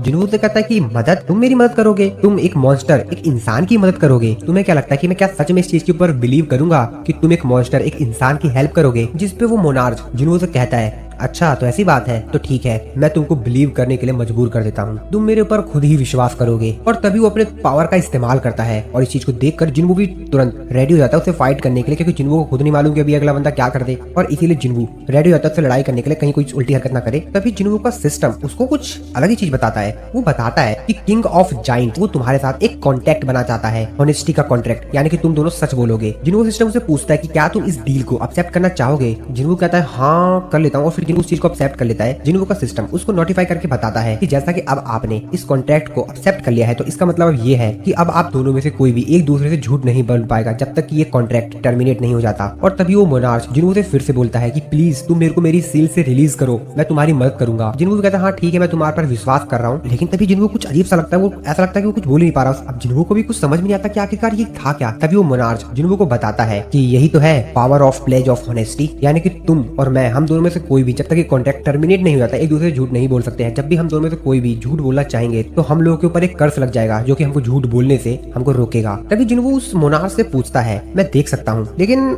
इससे भी ज्यादा इंपॉर्टेंट बात तो ये है कि आखिरकार मैं तुमसे इस तरीके से फ्रीली बात कैसे कर पा रहा हूँ, मैं तुमसे एकदम खुल के बात कर पा रहा हूँ। बाकी जो अदर मॉन्स्टर्स हैं मैं उनके साथ कुछ ऐसे बात नहीं कर पा रहा था। जिसपे वो मोनार्च जिन्वू से कहता है कि मॉन्स्टर्स, जिन्वू से कहते हैं कि हाँ इस गेट से जो बाहर गए थे ना बहुत सारे मॉन्स्टर्स, उनकी बात कर रहा हूँ मैं। जिसको कहता है अच्छा तो तुम यहाँ पर डेनिजन्स की बात कर रहे हो जो कि दूसरे वर्ल्ड से आए थे। लेकिन हाँ मेरा भी एक सवाल है, लेकिन आखिरकार तुम लोगों को मॉन्स्टर्स कैसे कर सकते हो, तुमने सोच भी कैसे लिया, क्योंकि जिन मोनार्च ने उन लोगों के ऊपर रूल किया हो वो भी तो वही सेम हुए ना। और उन सभी को जिनको कि तुम मॉन्स्टर्स कह रहे हो वो असल में जो डिफीटेड आर्मीज थी उनके कुछ बचे हुए अवशेष थे जिन लोगों को कैप्चर कर लिया गया था जब वो रूलर की आर्मी से हार गए थे। उसके बाद मैं बाकी किंग की तरह नहीं हूँ, मैंने अपनी जगह वापस ले ली है। मैं तो बस उस दिन का इंतजार कर रहा था जब मैं उनके कैद से आजाद होऊंगा और अब वो दिन आ गया है। तुम और मैं। जिन्हों से कहता है कि अभी जो तुमने आर्मीज ऑफ रूलर्स कहा उसका क्या मतलब है? कहीं तुम उन सिल्वर सोल्जर्स को तो नहीं कह रहे हो ना जिनके पीछे विंग्स थी, जिसपे मोनार्च उसको बताता कि हाँ तुमने सही कहा, वही थे सोल्जर्स ऑफ द रूलर्स। क्या कि जिन्हों उससे बोलता है कि आखिरकार वो रूलर्स उन मॉन्स्टर्स को भेजी क्यों रहे थे? क्या उन्हीं लोगों ने उन लोगों को बनाया था? मॉन्स्टर मुस्कुराता है और जिन्हों को जवाब देते हुए कहता है जैसा कि मैंने कहा था कि वो लोग युद्ध की तैयारी कर रहे हैं। उनका इरादा है कि वो इस दुनिया को यानी जिन्हों की दुनिया को एक बैटलफील्ड में ट्रांसफॉर्म कर दें और मोनार्च के खिलाफ एक बार फिर से लड़ाई करें। अभी बात सुन के जिन्हों थोड़ा सा हैरान होता है। वो उससे कहता है कि एक मिनट मैं समझ नहीं पाया, मतलब वो हम मेरी दुनिया में मॉन्स्टर्स को भेजेंगे ताकि वो यहाँ पर युद्ध कर सकें? जिसपे वो मोनार्च उसको बताता है कि हाँ बिल्कुल यही बात है, वो जितनी भी मैजिकल एनर्जी है वो तुम्हारे वर्ल्ड में डाल देंगे और जितने ज्यादा मॉन्स्टर्स गेट से आकर तबाही मचाएंगे और मैजिकल एनर्जी एक ब्लेसिंग की तरह होगी गेट में से। और इस चीज को तो काफी सारे हंटर्स भी जानते हैं, यहाँ तक कि काफी सारे सिविलियंस भी जानते हैं इस बात को कि डंजन के अंदर से काफी सारे मैजिकल क्रिस्टल और मैजिकल स्टोन्स मिलते हैं और ये जो ऑब्जेक्ट्स होते हैं यानी कि मैजिकल क्रिस्टल और मैजिकल स्टोन्स, इनके अंदर काफी सारी मैजिकल एनर्जी होती है जो कि बहुत ही ज्यादा ग्रेटेस्ट सोर्स होता है एनर्जी का इस दुनिया में। जिन्हों अपने मन में सोचते हुए कहता है लेकिन क्या ये सभी एक वॉर की तरफ जा रहे हैं? वो मोनार्च जिन्हों को आगे बताता है जो लोग इस समय सत्ता पर हैं उससे बेहतर इस चीज का इस्तेमाल कौन कर पाएगा और शायद इससे कोई बेहतर तरीका हो भी ना, और इसीलिए रूलर्स ने डिसाइड किया कि उनके जो कैदी हैं वो उनका इस्तेमाल करेंगे और मैजिकल एनर्जी की जो डेंसिटी है वो दिन प्रतिदिन बढ़ती जा रही है और एक तरह से ये फ्रूट कल्टीवेट हो रहा है मॉन्स्टर के ब्लड से। मैजिकल एनर्जी ही इस दुनिया को बहुत ज्यादा पावरफुल बनाती है और उन लोगों का प्लान है कि वो एक ऐसी शक्तिशाली दुनिया बनाए जो कि युद्ध के प्रभावों को झेल सके। इस पे जिन्हों से पूछता है कि वैसे वॉर का मतलब क्या था, तुम वॉर से क्या बताना चाहते थे? मोनार्च उसको बताता है कि वॉर का मतलब है एक दूसरा बैटल मोनार्च और रूलर्स के बीच में और बहुत ही जल्द जिस दुनिया में तुम जी रहे हो वो दुनिया नर्क बनने वाली है। अब ये बात सुन के तो जिन्हों भी काफी ज्यादा शौक में होता है। मोनार्च उससे आगे कहता है कि बिल्कुल भी समय नहीं बचा हुआ है और अगर एक बार उन लोगों को ये बात पता चल गई कि तुम्हारे और मेरे बीच एक कॉन्ट्रैक्ट बना है तो जरूर मोनार्च और रूलर इस चीज में रुकावट देंगे और ऐसा भी पॉसिबल हो सकता है कि रूलर्स के जो एनवॉइज हैं वो लोग ऑलरेडी वहां से निकल चुके हो हमको रोकने के लिए, कुछ भी हो सकता है। जिसके बाद जिन्हों उस मोनार्च से पूछता है कि तुमने भी कुछ समय पहले ही बताया था कि वो लोग मेरे को टारगेट कर रहे थे, लेकिन क्यों वो लोग मुझे क्यों टारगेट कर रहे थे? अभी बात सुनकर मोनार्च थोड़ा सा हैरान होता है। जिन्हों से कहते हैं क्या सच में तुमको नहीं पता? असल में जो पावर तुम्हारे अंदर है, जो पावर तुम अंदर अपने अंदर प्रोसेस करते हो, एक्चुअली वो तुम्हारी पावर है ही नहीं और अगर ये पावर्स तुम्हारे पास है ये इस बात का सबूत है कि ओरिजिनल ऑनर ने मोनार्च के साथ विश्वासघात किया है और इस हिसाब से तुम मोनार्च और रूलर्स दोनों के ही एनिमी बन चुके हो। लेकिन फिर भी मैं कसम खाता हूँ कि मैं तुम्हारी तरफ से लड़ूंगा, सो प्लीज मेरी हेल्प करो और मेरे को इन जंजीरों से आजाद करवाओ। जिन्हों भी उसकी बात बड़े ध्यान से सुन रहा होता है लेकिन तभी उसको जिन्हों की थोड़ी सी शकल अलग सी दिखाई देती है, उसको कुछ अजीब सा दिखाई देता है। जिन्हों उससे कहता है कि अगर तुम मेरी साइड से ही लड़ने वाले हो तो इससे बेहतर तो यही रहेगा कि मैं तुमको अपने शैडो सोल्जर में कन्वर्ट कर लूं। और उसको जिन्हों का फेस कुछ अलग सा दिखाई देता है। इस चीज को देखकर वो तो काफी ज्यादा हैरान होता है, वो शॉक में होता है एकदम से। लेकिन तभी जैसे उसका ध्यान दोबारा जिन्हों की तरफ जाता है अच्छे से तो देखता है कि जिन्हों तो नॉर्मल ही है। अब उस चीज को देखकर काफी ज्यादा हैरान होता है, वो अपने मन में सोच रहा होता है कि एक मिनट अभी हुआ क्या था, अभी बस कुछ मोमेंट्स पहले ही हुआ क्या था यहाँ पर। वो मोनार्च जिन्हों से कहता है तो क्या तुमने मोनार्च और रूलर दोनों की जो स्पिरिचुअल बॉडीज हैं उनको पोसेस कर रखा है? स्पिरिचुअल बॉडी जो होती है वो डिस्ट्रॉय हो जाती है जब उनको खत्म कर दिया जाता है तो, और इसीलिए उनको शैडो में कन्वर्ट नहीं किया जा सकता और इसीलिए मैं तुम्हारा सोल्जर नहीं बन सकता। क्या ये तुम्हारे लिए काफी होगा कि तुम मेरी हेल्प कर सको? तो प्लीज मेरी हेल्प करो और मेरे को इन जंजीरों से आजाद करवाओ। जिन्हों जो कि अपने मन में सोच रहा होता है कि मैं समझ गया, लेकिन एक मिनट यार ये मेरे दिल में कुछ अजीब सा क्यों हो रहा है, यहाँ पे कुछ तो अजीब है। लेकिन वो मोनार्च बार बार जिन्हों से बोल रहा होता है कि मेरे को खोलो, मेरे को इन जंजीरों से आजाद करवाओ। जिन्हों ने भी अपना डैगर हाथ में निकाल लिया होता है और उसके करीब जा रहा होता है। जिन्हों उससे बोलता है तो जैसा कि तुमने कहा था कि तुम मेरे साइड हो। वो मोनार्च भी कहता है कि हाँ बिल्कुल बिल्कुल मैं तुम्हारी साइड ही हूँ, अगर तुम मेरी हेल्प करोगे तो मैं तुम्हारी हेल्प करूंगा, बिल्कुल करूंगा। और फिर जिन्हों भी उसकी जो जंजीर होती है जिसमें वो कैद होता है उस जंजीर को काट देता है अपने डैगर की मदद से। मोनार्च आगे कहता है ये तुमने बहुत बेहतर किया, ये काफी बेहतरीन डील है दो मोनार्च के बीच में, यानी कि जिन्हों और इस मोनार्च के बीच में। लेकिन वो मोनार्च अभी भी अपने मन में सोच रहा होता है कि अभी जो थोड़े समय पहले मैंने देखा था, यानी कि जिन्हों की उसने शक्ल देखी थी ना दो मोनार्च को, दो बॉडीज को एक ही के अंदर, अब उस चीज को लेकर काफी ज्यादा कंफ्यूज था। वो अपने मन में सोच रहा होता है कि अभी थोड़े समय पहले जो सीन मैंने देखा था क्या वो सिर्फ एक मेरी इमेजिनेशन थी या वो सच था? अब इसे भी कुछ क्लियर नहीं हो रहा होता है। वो अपने मन में बस ये सोच रहा होता है, वो ये सब कुछ सोच ही रहा होता है कि तभी जिन्हों उससे आगे बोलता है तो फिर इसका मतलब तो ये है ना कि तुम ह्यूमैनिटी के साइड हो, इंसानियत की साइड। अब ये बात सुन के वो मोनार्च कुछ आगे बोल पाता, लेकिन जैसा कि जिन्हों और इस मोनार्च के बीच में एक कॉन्ट्रैक्ट हुआ है कि एक दूसरे झूठ नहीं बोल पाएंगे और जब कभी भी झूठ बोलेंगे तो जो झूठ वाला जो शब्द होगा वो बोल ही नहीं पाएंगे, तो वो मोनार्च वो शब्द बोल ही नहीं पा रहा होता है। अब जिन्हों समझ समझ जाता है कि झूठ बोल रहा है, क्योंकि कॉन्ट्रैक्ट के हिसाब से झूठ नहीं बोल सकता। और वो मोनार्क भी समझ जाता है कि अब जिनवो ने उसके ऊपर शक करना शुरू कर दिया है, जिसपे जिनवो उससे बोलता है कि तुम आंसर क्यों नहीं दे रहे हो, बताओ क्या तुम इंसानियत की साइड हो, तुम जवाब क्यों नहीं दे रहे हो। ऐसा शायद प्लेज ऑफ ऑनेस्टी की वजह से है ना। और ये चीज सुनकर अब वो मोनार्क भी समझ जाता है कि जिनवो को उसके ऊपर पूरी तरीके से शक हो गया है, और वो मोनार्क भी जिनवो की तरफ घूरता हुआ देख रहा होता है। और तभी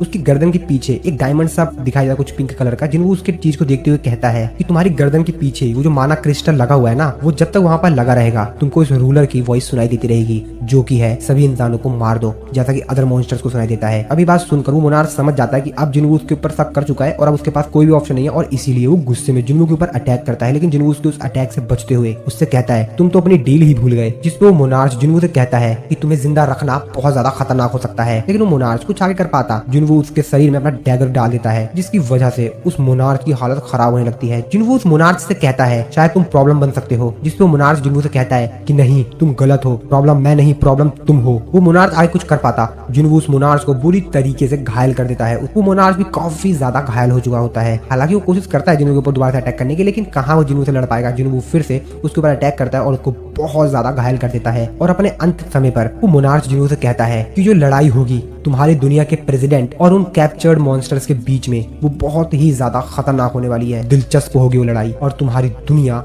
नर्क बन जाएगी। मैं आशा करता हूँ हर वो चीज जिसको तुम प्रोटेक्ट कर रहे हो वो जलकर राख बन जाएगी और इस युद्ध में कहीं दफन हो जाएगी। जिसपे जिनवो से कहता है कि ऐसा कुछ भी नहीं होगा, और अपना डैगर फेंक कर उस मोनार्क को मार देता है। जिनवो का सिस्टम उसको नोटिफाई करके बताता है कि डंजन मास्टर को आपने हरा दिया है, यानी कि मोनार्क ऑफ बिगिनिंग रह गया, जो कि 9 मोनार्क में से एक मोनार्क है। इसके बाद जिनवो का सिस्टम उसके एक्सपीरियंस को कैलकुलेट कर रहा होता है, और अब ऐसा इसलिए होता है क्योंकि जो उसको एक्सपीरियंस मिला हुआ होता है वो बहुत ज्यादा होता है, और इस चीज को जोड़ने में, ऐड करने में थोड़ा सा समय लगेगा जिनवो के सिस्टम को, क्योंकि उसने यार एक मोनार्क को मारा है और उसकी पावर जो एक्सपीरियंस होगी, लेवल अप होगा, वो तो भाई नेक्स्ट लेवल का होने वाला है। जिन्हों अपने आप से कहता है कि ये बहुत ज्यादा शर्म की बात है कि मैं इसके शैडो सोल्जर को ऑब्टेन नहीं कर पाया, लेकिन कोई नहीं, मेरे को प्राइस तो मिल गया। और फिर जिन्हों का सिस्टम उसको नोटिफाई करके बताता है कि आपका लेवल अप हुआ, और जिन्हों को काफी तेजी से बहुत ज्यादा लेवल अप होता है, और उस मोनार्क की जितने भी वहाँ पर बॉडीज के टुकड़े होते हैं वो सभी के सभी वहाँ से डिसअपीयर होने लग जाते हैं। जिन्हों को जो लेवल होता है वो भी अब 122 हो चुका होता है। इसके बाद हम लोग एक दूसरी जगह का सीन देखते हैं, तो एक्चुअल में ये जो जगह होती है वो क्रिस्टोफर रेड की होती है, जो कि एक नेशनल अथॉरिटी रैंक हंटर है। इसके बाद हम लोग उसी हंटर को देखते हैं जो कि एक एस रैंक का हंटर होता है, और यहाँ पर जो हेलीकॉप्टर में लोग आए हुए होते हैं उनको देखते हुए कहता है कि मैंने एक्सपेक्ट नहीं किया था कि आज भी मेरे से कोई मिलने के लिए आएगा।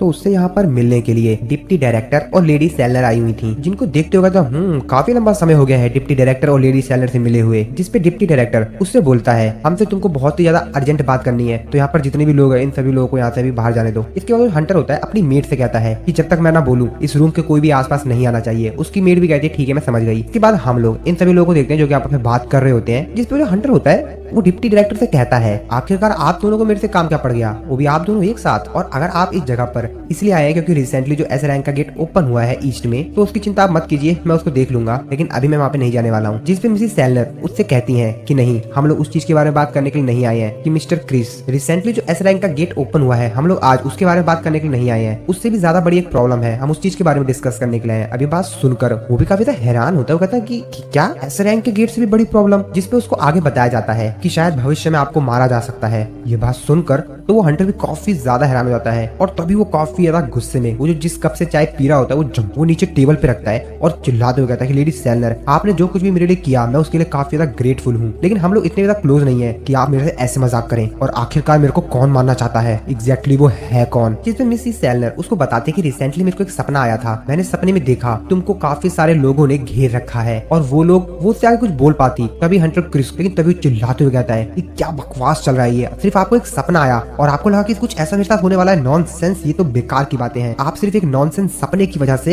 इस तरीके की बातें कर रही हैं। मैं जानता हूँ कि आपने मेरे अवेक्ड होने में बहुत ज्यादा मदद की है, आपने मेरी पहले बहुत ही ज्यादा हेल्प की है, और आपने इतना सब कुछ सिर्फ इसलिए कर पाया क्योंकि आप काफी अच्छी एक साइकिक हैं, लेकिन ये किस तरह की बकवास चल रही है, मैं एक नेशनल अथॉरिटी रैंक हंटर हूँ, किसी की इतनी औकात नहीं कि मेरे को टच भी कर सके। मिसेस सेलर उससे कुछ आगे कह पाते हैं, वो सोच रही थी कुछ मैं आगे बोलूं, लेकिन तभी वो फिर से बोलता है कि मुझे कोई नहीं मार सकता, और फिर वो भी थोड़ा सा शांत हो जाता है। वो कहता है कि ठीक है ये बकवास सपना, ठीक है लेडी सेलर आप मेरे को आगे बताइए, मैं आपको विश्वास कर रहा हूँ, बताइए आप क्या बता रही थी आगे। तो आखिरकार मेरे को इस चीज के लिए किससे मदद मांगनी चाहिए? तो आप ये कहना चाहती हैं कि मेरे को कोई प्रोटेक्ट करेगा एक नेशनल अथॉरिटी रैंक हंटर को, तो क्या हम लोग यहाँ पर कुछ भी नहीं कर सकते हैं? अगर कोई है तो मेरे को बताइए। जिस पे लेडी सेलर उसको आगे बताती है कि हाँ शायद कोई है जो कि तुम्हारी मदद कर सकता है, हंटर सांग जुनवू वो है जो कि तुमको प्रोटेक्ट कर सकता है। सांग जुनवू का नाम सुनकर वो हंटर भी थोड़ा सा हैरान होता करता सांग जुनवू। और इस तरफ हम लोग देखते हैं अपने हीरो सांग जुनवू को। सांग जुनवू अपने मन में सोच रहा होता है कि मैंने किंग को तो मार दिया, मेरे को यहाँ से जल्द निकलना होगा, क्योंकि उसकी जो पावर्स थी वो उसके सील होने के बावजूद भी काफी ज्यादा थी। हालांकि उसको स्पेशल चैन के द्वारा सील किया गया था, लेकिन फिर भी वो बहुत ही ज्यादा पावरफुल था। चलो जैसा कि वो मर चुका है तो मैं थोड़ा सा फ्री हो सकता हूँ, लेकिन थैंक्स। लेकिन वो जो कुछ सोच रहा था वो सब कुछ होने से पहले ही मेरे को उसके बारे में पता चल गया। और फिर वो सोच रहा होता कि बाकी लोग मेरे से अभी भी बहुत ज्यादा ताकतवर हैं, मेरे को और भी ज्यादा ताकतवर बनना होगा। हाँ मुझे और भी ज्यादा ताकतवर बनना होगा। और ये जो न्यूज होती है कि जिन्हों ने यहाँ पर जितने भी जाइंट मॉन्स्टर्स थे उनको खत्म कर दिया, ये पूरी दुनिया में आग की तरह फैल जाती है, बहुत तेजी से सभी लोगों के पास पहुंच जाती है।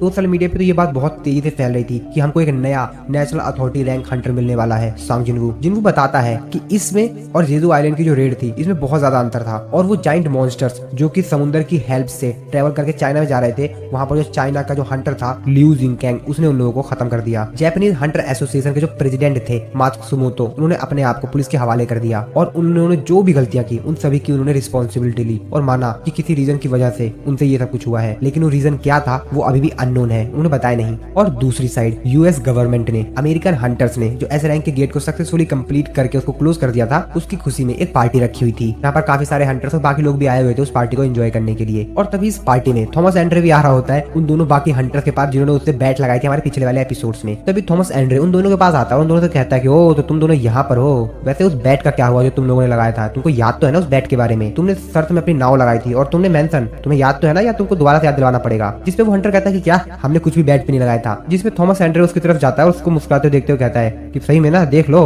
अब नाटक मत करो। जिसपे वो कहता है कि नहीं हमने कुछ भी शर्त पे नहीं लगाया था, तुम झूठ बोल रहे हो। तभी थॉमस एंड्रे ने जो टाई पहनी हुई होती है उसको देखते हुए कहता है कि वैसे ये टाई मेरे को अच्छी लग रही है। तभी अपने असिस्टेंट से पूछता है कि वैसे ये टाई कैसी लग रही है तुमको? जिसपे बताते हैं कि काफी ज्यादा एक्सपेंसिव है, लेकिन ये आपके टी शर्ट पे अच्छी नहीं लग रही है। और ऐसा कहते ही थॉमस एंड्रे जो टाई पहनी होती है उसको साइड में फेंक देता है। उसके बाद कहता है अब ठीक है ना। जिसके बाद उसकी असिस्टेंट उसको बताती है कि सर एक प्रॉब्लम है। तो इंटरनेशनल गिल्ड कॉन्फ्रेंस जो है वो जो हर साल दुनिया भर से बाकी गिल्ड्स को इनवाइट करता है, उसकी उन्होंने लिस्ट जो है वो रिलीज कर दी है। और उस लिस्ट में उन लोगों ने कोरियन के एजेंट गिल्ड को भी इंक्लूड कर लिया। ये बस उनके थॉमस एंड्रे कहता है क्या एजेंट गिल्ड? जिसपे बात है कि हाँ एजेंट गिल्ड जो कि हंटर सांग जिनवू की है। अब ये बात सुन के थॉमस एंड्रे कहता है ओ ये बात तो मतलब वो अमेरिका आ रहा है। इसके बाद हम लोग सांग जिनवू को देखते हैं जिसने बाकी जितने भी बचे हुए जाइंट मॉन्स्टर्स होते हैं उन सभी को अपने शैडो सोल्जर में ऐड कर लिया होता है। वो बहुत ज्यादा होते हैं, मतलब लगभग जितने भी वहाँ पर होते हैं उन सभी को उसने शैडो सोल्जर में बना लिया होता है। जिनको उन शैडो सोल्जर में देखते हुए कहता है कि अरे यार ये तो मेरे लिए बहुत ज्यादा शर्म की बात है कि उनमें से कुछ मॉन्स्टर्स जिन्होंने समुद्र को पार कर लिया मैं उनको अपने शैडो सोल्जर में ऐड नहीं कर पाया, लेकिन कोई नहीं ये भी बहुत ज्यादा है, इससे मेरी स्ट्रेंथ बढ़ेगी। और ये सब कुछ देख कर नजारा यहाँ पर जितने भी आर्मी के सोल्जर्स होते हैं तो काफी ज्यादा हैरान होते हैं, बात कर रहे थे कैसे वाओ क्या यही हंटर सांग जिनवू की एबिलिटी है। और ये सारी बातें सुनकर जो अपना योजिन होता है वो तो भाई मुस्कुरा रहा होता है, अपने मन में सोचते कहता है ये हुई ना बात। ये सभी के सभी पहली बार देखते काफी ज्यादा सरप्राइज हो गए, मेरे को लगा ही था कुछ होगा। वो तो काफी ज्यादा खुश हो रहा था क्योंकि जिनवू की तारीफ हो रही होती है और जिनवू की तारीफ मतलब वो सोचता है कि उसकी भी तारीफ हो रही है, तो भाई वो भी खुश है एकदम। तभी वहाँ पर हानेकावा आती है तो योजिन को फोन देते हुए कहते हैं कि सर आपकी कॉल आई है। जिस पर योजिन कहता है क्या मेरे लिए कॉल आई है? जिसपे वो बताते हैं कि हाँ ये आपके लिए आई है। योजिन भी उस कॉल को पिकअप करता है और जैसे फोन को पिकअप करता है सामने से काफी तेजी से आवाज आती है और वो चीज सुनकर योजिन काफी ज्यादा हैरान होता है।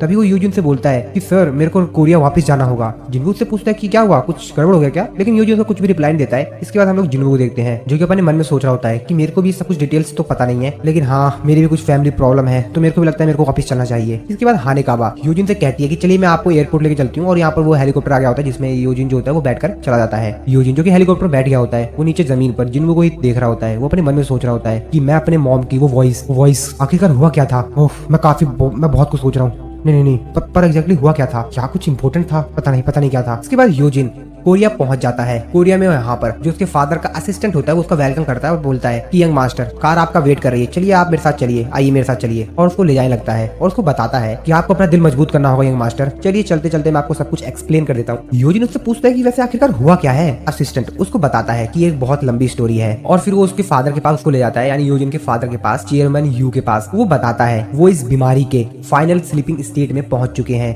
ये बात सुनकर यूजिन काफी ज्यादा हैरान होता है और वो रोते अपने फादर को चिल्लाता है, लेकिन उनका जो असिस्टेंट होता है वो उसको मना करता है। वो कहता है कि इनके ज्यादा करीब मत जाइए। यूजिन उससे पूछता है कि क्या हम लोग कुछ नहीं कर सकते? मैं कितना ज्यादा यूजलेस बेटा हूँ ना, मैं अपने पिता को सिर्फ इस तरीके से देख सकता हूँ, मैं कुछ नहीं कर सकता। तभी उसका असिस्टेंट उसको एक बुक देता है, जिसको देखते हुए यूजिन कहता है कि ये क्या है। उसका असिस्टेंट उसको बताता है कि अपना कंसिक्वेंस खोने से पहले चेयरमैन इस पर काम कर रहे थे, एक बार आप इसको देख लीजिए। मैंने इसको कहीं छिपा के रख दिया था ताकि जब वो दोबारा उठे तो मैं उनको दे दूं, ये उस पर दोबारा से काम कर सके, लेकिन मेरे को लगता है कि आपको शायद इसकी अभी ज्यादा जरूरत है। यूजिन जैसे ही उस बुक को खोलता है तो वहाँ पर वो काफी सारे न्यूज आर्टिकल्स देखता है अपने बारे में, जिनको के बारे में काफी सारे आर्टिकल्स देखता है, और उन आर्टिकल्स को देखकर वो काफी ज्यादा इमोशनल हो जाता है। और फिर जैसे वो काफी सारे और भी न्यूज आर्टिकल्स या बुक्स के पेज आगे पलटता है तो वो उन सभी चीजों को देखकर काफी ज्यादा इमोशनल हो जाता है। उसकी आंखों में से आंसू आने लग जाते हैं। असिस्टेंट उसको बताता है कि आपके जो फादर थे वो आपके सिस्टर के और आपके जितने भी आप लोगों ने जहाँ भी कॉम्पिटिशन में पार्टिसिपेट किया, जहाँ भी आप लोग गए, उन्होंने उन सभी को इस बुक के अंदर संभाल के रखा है। यहाँ तक कि जो रिसेंट इवेंट हुआ था उसके बारे में भी। इस चीज को देखकर यूजिन पूरी तरीके से रोने लगता है, उसकी आंखों में से आंसू आने लगते हैं। जिसके बाद उसका असिस्टेंट को कहता है कि चलिए हम लोग को मेरे को लगता है घर चलना चाहिए। फिर यूजिन कहता है हाँ ठीक है। तभी यूजिन अजीब से लगता है, वो पीछे देखता है पर कुछ तो दिखाई देता है, पर वो समझ तो जाता है कुछ तो मैंने देखा था, मेरे को लगा कुछ था वहाँ पर। असिस्टेंट उससे पूछता है क्या वो सर, जिसपे यूजिन कहता है कि नहीं चलिए चलिए, और फिर वो वहाँ से चला जाता है। इसके बाद हम लोग देखते हैं कि एक्चुअल में वहाँ पर सच में कोई चीज थी, तो असल में यहाँ पर जिन्वू था जो कि अपनी मैजिकल पावर का इस्तेमाल करके यहाँ पर आ गया था। वो यूजिन की तरफ देखते हुए कहता है कि तुम्हें रोने की जरूरत नहीं है, मैं वापस आ गया हूँ। और फिर वो सीधा यूजिन के फादर के रूम में जाता है और वाटर ऑफ लाइफ जो होता है वो उसके फादर को पिला देता है। और जब जिन्हू वहाँ से बाहर जा रहा होता है तभी यूजिन की सिस्टर होती है वो वहाँ पर आ जाती है, और जब वो अंदर अपने फादर के रूम में जा रही होती है तभी उसको कुछ समझ आता है। वो कहती है कि ये कौन है। वो जिन्हू को वहाँ से जाते हुए देखती है लेकिन वो समझ नहीं पाती। वो कहती है कि ये तो, लेकिन वो इस चीज पे ध्यान देती है और सीधा अपने फादर के रूम में जाती है। और जैसे वो देखती है ये चीज देख के काफी ज्यादा हैरान होता है कि जो फादर है वो बेड पे बैठे हुए, यानी कि उसके फादर ठीक हो गए हैं। और अपने फादर को इस तरीके से बेड पे बैठा हुआ देखकर वो काफी ज्यादा इमोशनल होती है कि डैड आप फाइनली स्लीपिंग स्टेट से जाग गए। बाकी जो डॉक्टर होते हैं वो भी काफी ज्यादा हैरान होते हैं, कहते हैं कि ये तो असंभव है, अब फाइनल स्टेट से जाग गए। अगर मीडिया को ये बात पता चल गई तो वो तो काफी ज्यादा क्रेजी हो जाएगी, ये तो बहुत बड़ा न्यूज है। इस तरह हम लोग जिन्हू को देखते हैं जो कि उस हॉस्पिटल से बाहर आ गया होता है। जिन्हू पार्किंग में जाते हुए कहता है कि हालांकि ये थोड़ा सा जल्दी है लेकिन हैप्पी बर्थडे यूजिन। हॉस्पिटल से बाहर आ गया होता है। रास्ते में जाते हुए वो अपने मन में सोच रहा होता है चलो ठीक है यहाँ पर सब कुछ ठीक हो गया, अब मेरे को जापान वापस चला जाना चाहिए और वहाँ पे जितनी सारी चीजें हैं उन सबको ठीक कर देना चाहिए। लेकिन जैसे जिन्हू शैडो स्किल का इस्तेमाल करने की कोशिश करता है उसका सिस्टम उसको नोटिफाई करके बताता है कि अरे रुक जा भाई रुक जा, बड़ी जल्दी भूल जाता है, अभी तुमको 2 घंटे बाद मिलेगा ये मौका। तो जैसा कि हम लोग को मालूम ही है कि जिन्हू जब शैडो एक्सचेंज स्किल का एक बार इस्तेमाल कर लेता है तो दोबारा उसको सेम ही शैडो स्किल का इस्तेमाल करने के लिए 3 घंटे तक वेट करना होगा और जिन्हू को अभी 2 घंटे बाद मौका मिलेगा। अब जिन्हू को अपने मन में सोच रहा होता अच्छा यार ये भी है क्या, लेकिन मैं 2 घंटे तक करूंगा क्या? ओह नो, अब मैं 2 घंटे तक करूँ क्या? ओह, तो अब मेरे पास एक्चुअली में काफी ज्यादा फ्री टाइम है, लेकिन मेरे को पता भी नहीं मेरे को क्या करना है, मैं किसी को कॉल भी नहीं कर सकता हूँ, मैं अब करूँ क्या?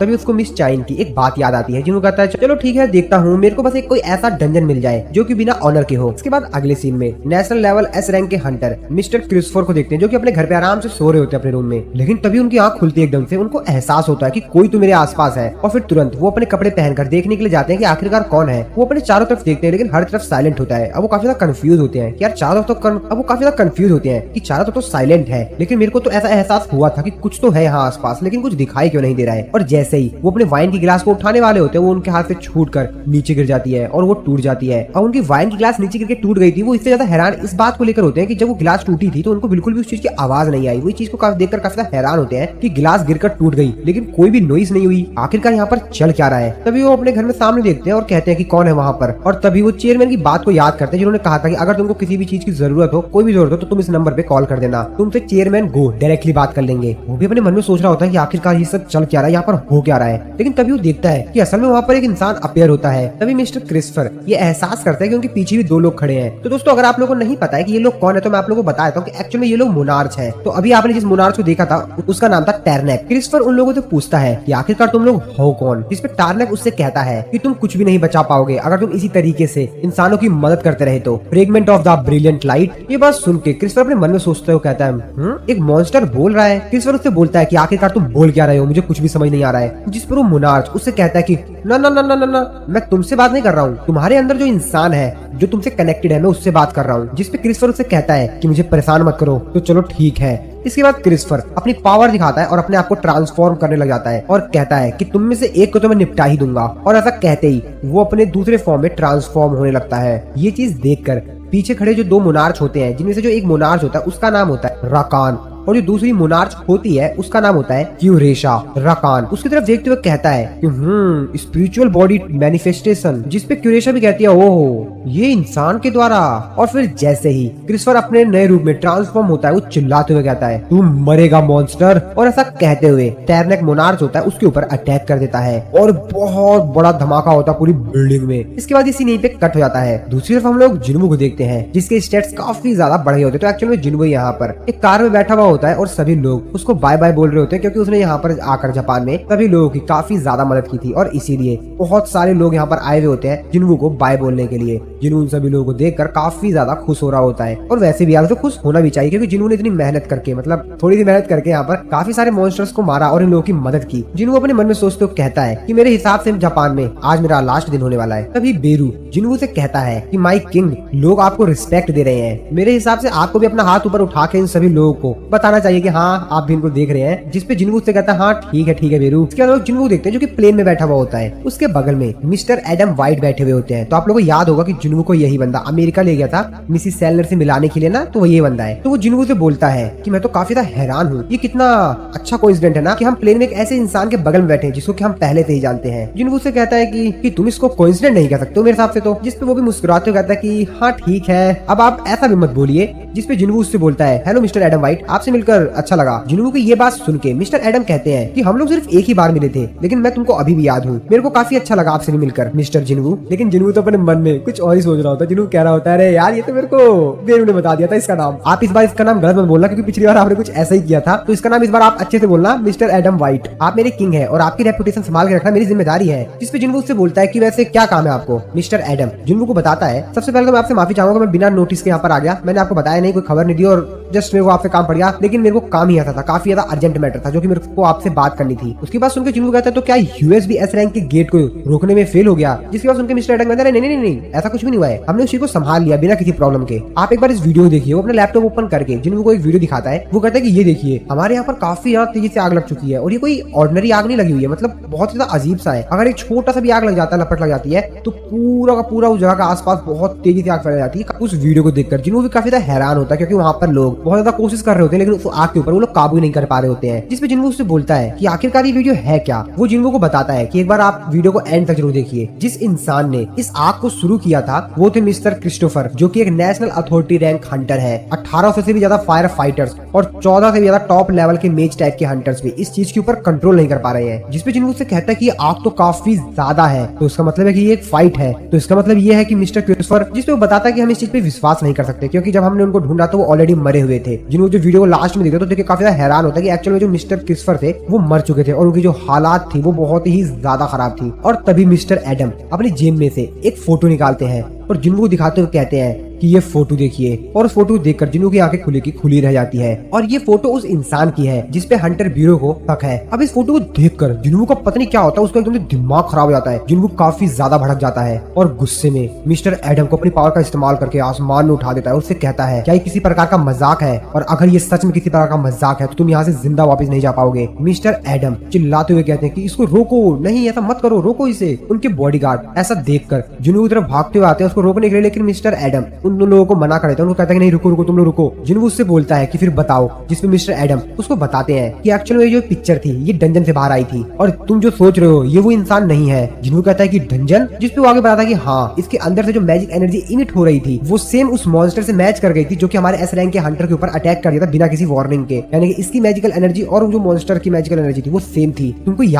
याद है हंटर ब्यूरो का जो हेडक्वार्टर था वहाँ पर कुछ महीनों पहले एक बहुत बड़ा धमाका हुआ था, वो वाला इंसिडेंट जिसको कि ग्लोबली न्यूज में कवर किया गया था। जिसमें जिन्वू से कहता है कि तुम क्या ये कहना चाहते हो इन सबके पीछे मेरे फादर थे। और फिर जिन्वू अपनी पावर को नॉर्मल कर देता है जिससे कि मिस्टर एडम बच जाते हैं और वो जमीन पे आके गिरते हैं। उनकी हालत काफी ज्यादा खराब हो गई होती है। मिस्टर एडम जिन्वू को आगे बताते हैं कि हमारे हंटर को मारने के बाद वो वहाँ से डिसअपियर हो गए और उसके बाद हंटर ब्यूरो उनको सीक्रेटली ढूंढ रहा था, मानो जैसा कि वो हवा में गायब हो गए हो। मुझे पता है कि तुम कैसा फील कर रहे हो, लेकिन इस सबसे कुछ भी फर्क नहीं पड़ता। फैक्ट यही है कि इसी पिक्चर को सबसे ज्यादा सजेस्ट किया जा रहा है इन सभी के पीछे। ये जो कुछ भी दुर्घटनाएं हो रही है उन सभी के पीछे इसी पिक्चर में जो इंसान है उसको ही ही रिस्पॉन्सिबल माना जा रहा है इन सभी के लिए। जिसके बाद जिन्होंने उससे बोलता है कि लेकिन आखिरकार तुमने एग्जैक्टली मेरे को यही पिक्चर क्यों दिखाई, यही फोटो क्यों दिखाई तुमने मेरे को एग्जैक्टली। जिसपे मिस्टर एडम जिन्हों को बताते हैं असल में जो इंटरनेशनल गिल्ड कॉन्फ्रेंस है, इस साल जो कॉन्फ्रेंस होने वाली है, दुनिया भर के जितने भी गिल्ड है उनके रिप्रेजेंटेटिव उस कॉन्फ्रेंस में एक साथ होंगे और अमेरिका हंटर ब्यूरो उनका इरादा यह है कि वो रेड नोटिस जारी कर देंगे इस इंसान के खिलाफ। और दूसरे शब्दों में कहा जाए तो हमारी जो इन्वेस्टिगेशन है वो किसी भी प्रकार से सीक्रेट नहीं रहेगी। वो आगे बताता है कि अमेरिकन गवर्नमेंट ने बहुत कीमती चीज गवाई है, एक नेशनल अथॉरिटी रैंक हंटर को, और उस इंसिडेंट के बाद से वो लोग पूरी कोशिश कर रहे हैं कि इस सब के पीछे जिसका भी हाथ है उसको पकड़े, किसी भी हालात में पकड़े। और हम हंटर ब्यूरो आपके साथ एक अच्छा रिलेशनशिप मेंटेन करके रखना चाहते हैं हंटर सांग जुनवू, और इसीलिए मैं यहाँ पर आया हूँ ताकि आपको मैं ये बता सकूं इससे पहले कि ये अनाउंसमेंट पब्लिकली कर दी जाए। तो इसीलिए मैं ये सब कुछ आपको बताने के लिए आया था। और अगर मैं आपको यहाँ पर ये बात नहीं बताता उसके बाद भी आप खुद ही शॉक हो जाते, क्योंकि आपको उस कॉन्फ्रेंस में इनवाइट किया जाता और वहाँ पर खुद ही आप अपने फादर की फोटो इस तरीके से देखकर काफी ज्यादा शॉक हो जाते। तो मैंने सोचा आपको क्यों ना उससे पहले ही बता दिया जाए। वो अपने मन में सोचते हुए कहता है कि मेरे फादर जो कि आज से लगभग 10 साल पहले ही मिसिंग हुए थे, एक मॉन्स्टर की तरह वापस आए हैं। तभी मिस्टर एडम का जो बॉडीगार्ड होता है वो उससे पूछता है कि सर आप ठीक तो है ना? जिसको कहता है हाँ मैं ठीक हूँ, बस थोड़ा सा मेरे शरीर में पानी की कमी हो गई थी, ठीक है मेरा ठीक, कोई दिक्कत नहीं है। मिस्टर एडम अपने मन में सोच रहे होते हैं कि ये तो टेलीकिनेसिस है, ये बहुत ही ज्यादा अलग डिफरेंट लेवल का हाई रैंक मैजिक है और इसकी हेल्प से हंटर किसी भी चीज को मूव कर सकते हैं। मेरे को लगता था कि नेशनल अथॉरिटी रैंक के जो हंटर होते हैं सिर्फ उन्हीं के पास पावर होती है कि वो टेलीकिनेसिस कर सकते हैं, लेकिन मिस्टर सांग जुन-वू के पास भी पावर है। नहीं, ये तो छठा नेशनल अथॉरिटी रैंक हंटर है। मेरे को वाइस चेयरमैन को इसके बारे में जितना जल्दी हो सके बताना होगा। तो दोस्तों असल में जो इंटरनेशनल गिल्ड कॉन्फ्रेंस है ये एक बहुत ही ज्यादा इंपॉर्टेंट इवेंट होता है। पूरी दुनिया में से हर देश में से एक गिल्ड को चुना जाता है और इसमें उस गिल्ड के रिप्रेजेंटेटिव को इनवाइट किया जाता है जो कि एक्चुअली पूरी कंट्री को ही रिप्रेजेंट करता है। इसमें जो करंट इवेंट्स हो रहे होते हैं उन चीजों के ऊपर बात की जाती है ताकि भविष्य में जो हंटर वर्ल्ड है उसको और ज्यादा सुरक्षित किया जा सके और सभी लोगों को सुरक्षित रखा जा सके। और अभी कुछ दिनों पहले ही अमेरिकन हंटर ब्यूरो ने उन सभी गिल्ड की लिस्ट जारी की है जिनको उन्होंने इस कॉन्फ्रेंस में इनवाइट किया है। काफी सारे गिल्ड्स इसके अंदर होते हैं और कोरिया का भी एक गिल्ड होता है जो कि होता है एजिन गिल्ड, और उसका जो रिप्रेजेंटेटिव होने वाला है वो है अपना सांग जिन-वू। कोरिया का जो एजिन गिल्ड है वो इस समय पूरी दुनिया भर में एक बहुत ही ज्यादा हॉट टॉपिक बना हुआ है जिसके ऊपर हर कोई बात करना चाहता है, हर कोई उसी के ऊपर ही बात कर रहे हैं क्योंकि यार अपने जिन-वू ने काम ही ऐसा किया है। अब ऐसे काम करोगे तो दुनिया तो आपका नाम याद ही रखेगी ना, आपके बारे में बात ही करेगी। यहाँ तक कि जो अमेरिकन हंटर ब्यूरो है उन्होंने इस चीज को भी रिकॉग्नाइज किया है। वो ये मानते हैं कि इस इंसान के पास यानी सांग जिन-वू के पास इतनी ज्यादा स्ट्रेंथ है कि वो काफी सारे गिल्ड के जो टॉप रैंक के हंटर्स हैं उन सभी को अकेला ही टक्कर दे सकता है। वो सभी लोग अगर मिल जाए तब भी वो जिन-वू का सामना नहीं कर पाएंगे, उसकी बराबरी नहीं कर पाएंगे, इतना ज्यादा ताकतवर जिन-वू। इसके बाद हम लोग कोरिया में हो रहे एक कॉन्फ्रेंस को देखते हैं जहाँ पर एक रिपोर्टर मिस्टर चोई से कुछ सवाल पूछ रहा होता है और वो उनसे पूछ रहा होता है इस साल की जो कॉन्फ्रेंस है उसमें इनवाइट किया गया है। काफी सारे लोग इस चीज पे बात कर रहे हैं कि हंटर गिल्ड की जगह पर अर्जुन गिल्ड को इस कॉन्फ्रेंस में क्यों इनवाइट किया गया है। तो आप क्या सोचते हैं इस बात के ऊपर मिस्टर चोई? जिसमें मिस्टर चोई उसका रिप्लाई देते हुए कहते हैं कि मेरे को विश्वास है कि अमेरिकन हंटर ब्यूरो ने जो भी डिसीजन लिया है वो एकदम सही लिया है। जिसमें वो कहता है कि एकदम सही मतलब क्या आप अपने आप को अंडर एस्टिमेट कर रहे हैं? जिसपे बताता है कि अरे बिल्कुल नहीं, मेरे को इस चीज के ऊपर बिल्कुल विश्वास है कि उन्होंने एकदम सही डिसीजन लिया है। क्योंकि सांग जिन-वू की अगर आपने पावर्स देखी है तो आपको पता ही होगा कि वो कितना ज्यादा ताकतवर है। जिसपे रिपोर्टर उनसे बोलता है कि हाँ मैं भी आपकी इस बात से एग्री करता हूँ, लेकिन फिर भी जो अर्जुन गिल्ड है वो सिर्फ एक वन मैन शो है, यानी कि सिर्फ एक इंसान है जिसकी वजह से पूरा गिल्ड ही चल रहा है। जिसपे मिस्टर चोई उसका रिप्लाई देते हुए कहते हैं कि हाँ बिल्कुल, लेकिन वो इंसान कोई और नहीं हंटर सांग जिन-वू है। अगर आप किसी गिल्ड के मेंबर को उनके कॉम्बैट कैपेबल स्किल पर डिफाइन करें, आप 100 से भी ज्यादा ऐसे गिल्ड मेंबर को इकट्ठा कर लेंगे, लेकिन तब भी वो लोग मिस्टर सांग जिन-वू का सामना नहीं कर पाएंगे। सांग जिन-वू के पास तब भी उनसे ज्यादा ताकत होगी। और एक ऐसा इंसान जिसने जेजू आइलैंड के ऊपर इतना बेहतरीन परफॉर्मेंस दिया और साथ ही में भी जो रिसेंट इंसिडेंट हुआ है उसमें भी देखिए, तो मेरे को नहीं लगता कि हमारी कंट्री में अर्जुन गिल्ड से बेस्ट कोई हो सकता है। जिसमें रिपोर्टर उनसे कहता है कि हाँ ठीक है ये सब आपकी बात ठीक है, उसमें हंटर गिल्ड ही कोरिया को रिप्रेजेंट करता है। तो क्या आपको ऐसा नहीं लगता है कि थोड़ी सी न्यूज को सुनने के बाद कि एजिन गिल्ड को हंटर गिल्ड की जगह पर बुलाया जा रहा है तो थोड़ा सा आपको ये बात अजीब नहीं लगी? क्या आप इस बात से हैप्पी हैं? जिसमें वो बताते हैं कि हाँ बिल्कुल, हाँ मैं थोड़ा सा नाराज हूँ क्योंकि मैं हर साल जाता था, इस साल नहीं जाऊंगा, लेकिन फिर भी मैं इस बात से बहुत ज्यादा खुश हूँ कि मिस्टर सांग जिन-वू जा रहे हैं। मैं इस चीज के ऊपर प्राउड फील कर रहा हूँ और हम सभी लोग हंटर्स के ऊपर ही भरोसा करते हैं क्योंकि हम लोग को नहीं मालूम कि कौन सा मॉन्स्टर कब आ जाए। हम इमेजिन ही नहीं कर सकते कि वो मॉन्स्टर कितना ज्यादा ताकतवर होगा। और सच तो ये है कि मेरा गिल्ड सिर्फ मिस्टर सांग जिन-वू की वजह से यहाँ पर वापस जिंदा आ पाया। और सच बताऊं तो मेरे को भी काफी ज्यादा फील प्राउड हो रहा है कि मिस्टर सांग जिन-वू को कोरिया का रिप्रेजेंटेटिव के तौर पर चुना गया है। मुझे भी काफी ज्यादा अच्छी फीलिंग हो रही है। और फिर ये कॉन्फ्रेंस खत्म हो जाते हैं, मिस्टर चोई वहाँ से वापस बाहर आ रहे होते हैं, तभी उनके हंटर गिल्ड का एक मेंबर जो होता है असिस्टेंट उनको आके बताता है कि सर मॉर्निंग में जो एक गेट अपीयर्ड हुआ था हमको उस गेट के अंदर जाने की परमिशन मिल गई है। असल में वो एक ए रैंक का गेट है और हमने मेजर किया है, वो उतना ज्यादा हाई भी नहीं है, चिंता मत कीजिए आप। जिसको कहते हैं ओ ये तो काफी बढ़िया है। मिस्टर चोई उससे पूछते कि अच्छा ये बताओ कि क्या अर्जुन गिल्ड ने परमिट के लिए दोबारा से अप्लाई किया? जिसमें बताता है कि नहीं सर, रिसेंटली तो उन्होंने उन्होंने ज्यादा कुछ अप्लाई वगैरह नहीं किया। तो सर असल में मिस्टर सांग जिन को 4 दिन हो चुके हैं जापान से वापस आए हुए। तो बाकी सभी जो गिल्ड वगैरह है सियोल के वो तो इस चीज के ऊपर सेलिब्रेट कर रहे हैं, लेकिन ज्यादा कुछ तो उन्होंने कुछ किया नहीं अभी तक। मिस्टर चोई भी अपने मन में ये सब कुछ सुनकर काफी ज्यादा खुश हो रहे होते हैं कि मिस्टर जिनगू वापस आ गया है, और वो इस चीज के ऊपर प्राउड फील कर रहे होते हैं कि जिनगू जापान जाकर वहाँ पे लोगों की जान बचाकर आया है और वापस कोरिया सेफली आ गया है। तभी उनका जो असिस्टेंट होता है वो उनको बताता है कि हमारे जो प्रॉफिट्स हैं वो लगभग 40% से बढ़ गए हैं, क्योंकि अर्जिन गिल्ड की तरफ से हम लोगों को कंपटीशन ही नहीं आ रहा है। ये बात सुन के मिस्टर चोई थोड़ा सा दुखी होते हैं, उसकी तरफ देखते हैं और कहते हैं कि मजे ले रहे हो क्या। जिसपे कहता है कि सॉरी सर माफ कर दो सर। जिसमें मिस्टर चोई कहते हैं कि चलो कोई नहीं ये सब छोड़ो, वैसे क्या एसोसिएशन इस सब चीजों के बारे में जानता है। मिस्टर चोई अपने मन में सोच रहे होते हैं कि रैंक रीअसाइनमेंट टेस्ट से पहले वो काफी सारे गेट को एक ही दिन में क्लियर कर दिया करता था, और जब से वो एक एस रैंक का हंटर बना है तब से तो वो अदर गिल्ड की जो टेरिटरीज है वहाँ पर भी गेट्स को क्लियर कर रहा है। और अभी जो रिसेंटली ही जापान के अंदर एस रैंक का डंजन ब्रेक हुआ था, वहाँ पर जितने भी मॉन्स्टर्स थे उन सभी को उसने अपने अकेले दम पर हराया है। तो शायद इसीलिए थोड़ा सा आराम कर रहा होगा, पर इसीलिए शायद वो थोड़ा सा शांत है। चलो कोई नहीं। इसके बाद हम लोग मिस्टर गो को देखते हैं, जिनके पास मिस्टर च्यूल आते हैं और वो मिस्टर गो को बताते हैं कि सर चाइना से एक रिक्वेस्ट आई है, उन लोगों को मिस्टर सांग जिनगू का डेटा चाहिए। जिसमें मिस्टर गो उससे कहते हैं पर्सनल इन्फॉर्मेशन, जिसमें कहता है कि नहीं सर पर्सनल इन्फॉर्मेशन नहीं चाहिए। मिस्टर गो कहते हैं कि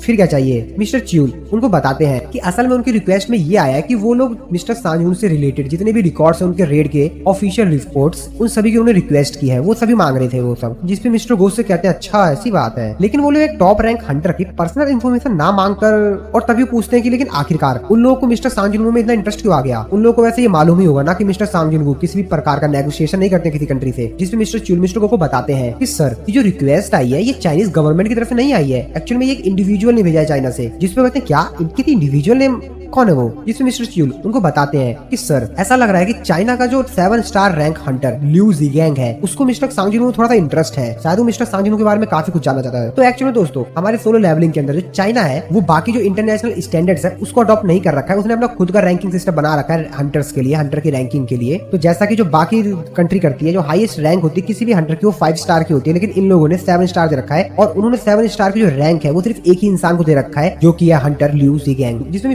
मिस्टर च्यूल से कहते हैं अच्छा तो वो लिू जिगैंग है जिसको कि मिस्टर सांग जिनगू में इतना इंटरेस्ट आ रहा है। मिस्टर च्यूल आगे बताते हैं कि लिू जिगैंग जो है उसने जायंट टाइप के जो मॉन्स्टर्स है उनसे फाइट की थी, और इसीलिए शायद उसको हंटर सांग जिनगू में थोड़ा सा इंटरेस्ट आ गया कि आखिरकार ये बंदा है कौन जिसने अपने अकेले दम पर सारे जायंट मॉन्स्टर्स को हरा दिया। वो सिर्फ कुछ से लड़ रहा था और मिस्टर सांग जिनगू ने सबको निपटा ही दिया। मिस्टर गो अपने मन में सोचते कहते हैं ताकतवर लोग ताकतवर के बारे में सोच रहे हैं, ये तो काफी इंटरेस्टिंग है। और फिर मिस्टर गो मिस्टर च्यूल से कहते हैं कि इस रिक्वेस्ट को रिजेक्ट कर दो और या उसको सिर्फ एक रो डेटा भेज दो। इस तरफ हम लोग सेवेंजर्स गिल्ड को देखते हैं, यहाँ पर थॉमस एंड्रे की जो असिस्टेंट होती है वो उसको आके बताती है हंटर सांग जिनगू शायद कल तक यूएस में आ जाएंगे। थॉमस एंड्रे कहता है ओ कोई बात नहीं। और तभी यहाँ पर कोई आता है जो कि थॉमस एंड्रे से कहता है कि सर आपने मेरे को कॉल किया था। तो असल में ये कोई और नहीं, ये एस रैंक का हंटर वांग डोंग सू होता है। वांग डोंग सू को देखते हुए थॉमस एंड्रे कहता है ओ परफेक्ट टाइम, मेरे को तुमसे कुछ बात करनी थी, बहुत ज्यादा इंपॉर्टेंट बात। जिसपे वांग डोंग सू कहता है हाँ बोलिए। थॉमस एंड्रे उससे कहता है कि ठीक है मैं डायरेक्टली पॉइंट पर आता हूँ, सांग जिनगू से भिड़ने की कोशिश मत करना, उससे कोई भी लफड़ा नहीं चाहिए मेरे को। अब ये बात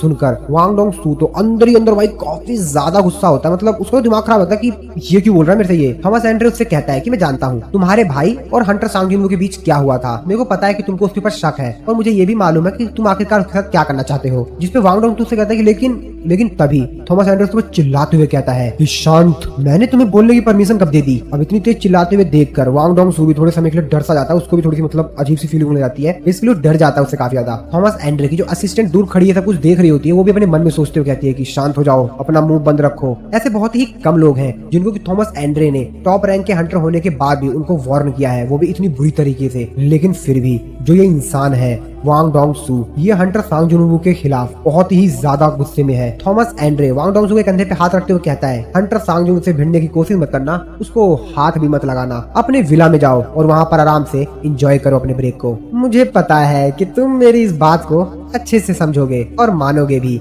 मिस्टर वांग डोंग सू। वांग डोंग सू भी काफी ज्यादा गुस्से में होता है, लेकिन फिर भी कहता है कि ठीक है समझ गया। थॉमस एंड्रे कहता है कि ठीक है आप तुम जा सकते हो। हालांकि वांग डोंग सू यहाँ से चला जाता है, लेकिन वो काफी ज्यादा गुस्से में होता है। उसके चलने के ढंग से ये तो अनुमान लगाया जा सकता है कि वो काफी ज्यादा गुस्से में है और वो हरकत जरूर करेगा शायद, और वो काफी ज्यादा गुस्से में वहाँ से चला जाता है। जिसके बाद थॉमस एंड्रे जो असिस्टेंट होती है थॉमस एंड्रे से बोलती है कि क्या इसका ध्यान रखना है। थॉमस एंड्रे कहता है कि नहीं ज्यादा ध्यान नहीं, मतलब ठीक है लॉयरा, मिस्टर वांग डोंग सू को काफी ज्यादा स्ट्रिक्ट सर्विलेंस में रखो जब तक कि हंटर सांग जिनगू यूएस से चला नहीं जाता। और वांग डोंग सू काफी ज्यादा गुस्से में यहाँ से जा रहा होता है। उसकी तो आंख में मतलब उसकी आंख को देखकर समझा जा सकता है कि उसके आंख में बहुत ज्यादा गुस्सा है, वो बहुत ज्यादा गुस्सा है और वो बदला तो लेगा मिस्टर सांग जिनवू से। थॉमस एंड्रे की जो असिस्टेंट होती है वो उससे बोलती है कि क्या ये आपकी बात को एक्सेप्ट करेगा, जिसपे थॉमस एंड्रे बोलता है कि वैसे थोड़ा बहुत फ्रस्ट्रेशन झेला जा सकता है, बहुत से तो बेहतर ही है ना। और फिर इसी सीन के साथ हमारा ये वाला जो एपिसोड है वो खत्म हो जाता है। तो मिलता हूँ मैं आपको अपनी नेक्स्ट वीडियो में।